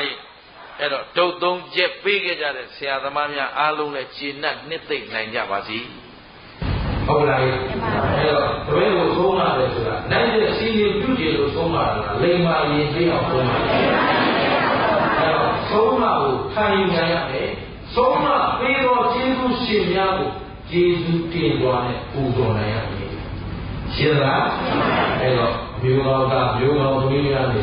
ဒုသာနာဒုလူမျိုးဂုံသိခါကိုတင့်ကျင့်ရည်ရအောင်ကြိုးစားပေးကြပါလို့အားလုံးကိုပြောကြရက္ခတိုက်တွန်းရင်းနဲ့ဒီဒေသနာလေးကုန်းဆုံးမှာပြောပါလေအဲ့တော့ဒုသုံးရဲ့ရိုက်ခါတဲ့မင်းကြီးက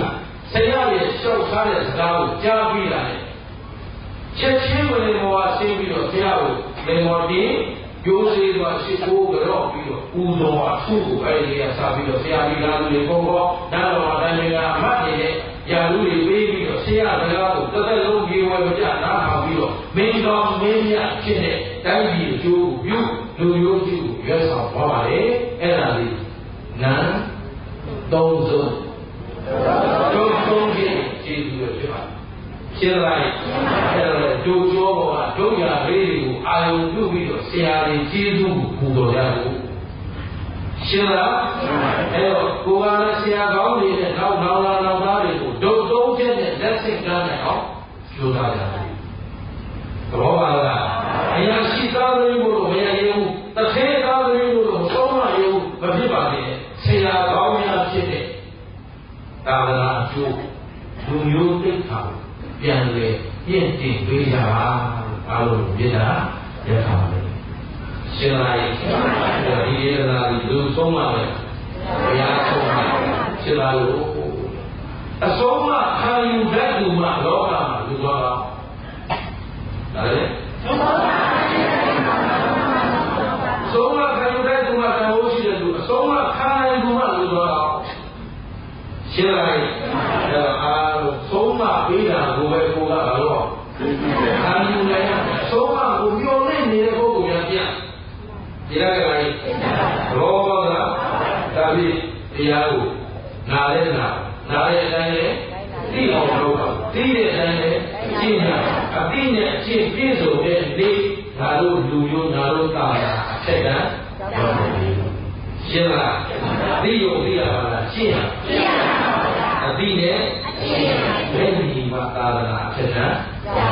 သာသနာအထက်တိုင်းရောက်လို့ဆိုတာဘုရားဘာသာဒါပါမှာဘုရားဘာသာရေလို့လက်မဆောင်ရင်လို့ပြောလို့လားတတ္တဝါအများငြိမ်းချမ်းရေးလို့ပြောတာသာသနာဘုရားတွေမှာဘုရားအဆုံးအမတွေရေဝဲအင်းတွေမှာလောကကြီးရှင်းလားတတ္တဝါခတ်သိတရားကြီးအေးကြပါလေဟုတ်လားကိုဒီကုဏရင်ထဲမှာဆရာသမားဘုရားအစရှိတဲ့အရိယာတို့ရဲ့အဆုံးအမအမြဲကိန်းနေအောင်ကြိုးစားကြဖို့ဘယ်လိုလားပြောပါရဲ့ဒါကြောင့်ဒီလိုပြောပါရဲ့အကျိုးကလာရဲ့ရှင်များကိုမော်ဝီမှာမင်္ဂလာတိုင်းရှင်ကျောင်းလေးကျေတော့ဒီဘောလူကြီးရှိတယ်ရှင်များဘုရားတည်ဟုတ်လားအာငါတရားတရားလိုက်တယ်လားလို့ကျောင်းလေးကျေတယ်လို့ဒီဘုရားလူကြီးလေးတရားအဆုံးအမတွေပြီးလိုက်တာဘာလို့ဘုရားကပြင်းစားတဲ့အရာဘုရားအဆူတူတည်ရဲ့ညာတိုင်းတည်နေတဲ့သူ့မြင်လားအဲ့ဒီပုဂ္ဂိုလ်ကြီးအာဘုံရမလို့ရှင်းလားဒါပြင်အဲ့ဒီဩဒိကဇေဒီတွေကတော့ဖြစ်ဒုနိုင်ငံကလက်ဟုတ်ရှိရာဘလို့အောင်အရာဆယ်တဲ့လားအရာရှိတဲ့လားပြည့်နေခဲ့ပါပြီဇေဒီတွေပြည့်လို့လည်းသာသနာထောတာကအဆုံးမခိမ်းမှသာသနာထောတာဆရာကောင်းတပည့်မိကောင်းဖတဲ့သာသမီတွေနေတဲ့လူမျိုးကိုသိခါသာသနာကိုသိခါကိုမြင့်တင်ပြီးတော့လောကအေးချမ်းကြောင်းရွတ်ဆောင်နိုင်ရပါပြီအဲအားလုံးသာသနာကိုကောင်းစွာပြုစုစောင့်ရှောက်နေသောပုဂ္ဂိုလ်လူများဖြစ်ကြပါစေဗျာဒီရဲ့တန်တော်ကကျိုးသားအားလုံးသာသနာနဲ့လူမျိုးဂုဏ်သိက္ခာကိုထိန်းသိမ်းစောင့်ရှောက်နေသောပုဂ္ဂိုလ်လူများဖြစ်ကြပါစေ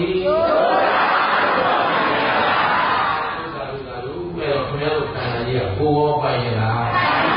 မြေရောမြေလားမပိုင်တော့မမြေတော့ခန္ဓာအတွက်အာဟုလို့မကောင်းဘူးလုပ်ပြီးသိကြမှာကောင်းမှုကုသိုလ်လုပ်ပြီးသိကြအဲ့မပိုင်လားမပိုင်လားကြီးတယ်ကိုယ်ကျွေးကြအောင်လားမပိုင်လည်းလုပ်ပြီးကျွေးကြအောင်လားဘယ်လိုကျွေးဒီခန္ဓာကတော့သိမှာရှင်းလားဒီလိုမျိုးရောလားနည်းနည်းကျွေးကျွေးကြကျိုးလာလားအိုးလားဒါသိတာကြီးဒီကကြီးတဲ့အာဟုလို့ဖြစ်တာလားဘုရားကအယုခံလားရှင်းလားဘာမှလည်းခန္ဓာကိုကြီးကျွဲတယ်စိတ်လိုလားလောဘဒေါသမောဟဘလိုမလိုက်ပဲဆရာကောင်းတို့ကြီးအာယောပါနေယူလာတာဟုတ်လားဟဲ့အဲ့တော့တုံတုံးချက်ဟာပန်းသုံးလို့မကတမ်းပါလေသဘောပါလားအဲ့ဒါလည်းခန္ဓာပါဖြစ်တာကြီးတယ်အမြင်မှရရင်ဒီပုဂ္ဂိုလ်လွယ်မှာချွတ်ချော်တင်းဆောင်တဲ့အလုပ်တွေလုပ်မှာဘယ်လိုလဲသိတာကဒုက္ခဆင်းရဲကြောင်းဒုက္ခရသိမှတော့နောက်ဆင်းရဲဒုက္ခလာပါဦးအကြောင်းကောင်းရင်အကြောင်းကမှန်ရင်အနေမှန်ရင်ဒီရောသစ္စာပြောင်းပြုနိုင်ပြီဆိုဒီဒုက္ခသင်္ကေးရအောင်ရမယ်လို့ရောက်နိုင်လို့ဆိုတာအလိုလိုရောက်လာတာဆရာကောင်း တိယဖြစ်တဲ့သာသနာတော်ကျိုးမိမိတို့ရဲ့မိဘဆရာတော်များရဲ့ဘုံကျေးဇူးတွေကိုပူဇော်ကျေးဇူးဆက်နိုင်သောပုဂ္ဂိုလ်များဖြစ်ကြပါလေလို့ဆန္ဒပြုရင်းနဲ့နန္တုံသုံးဒုံသုံးကျဲထေရနာမိဂုံချိုးကြလို့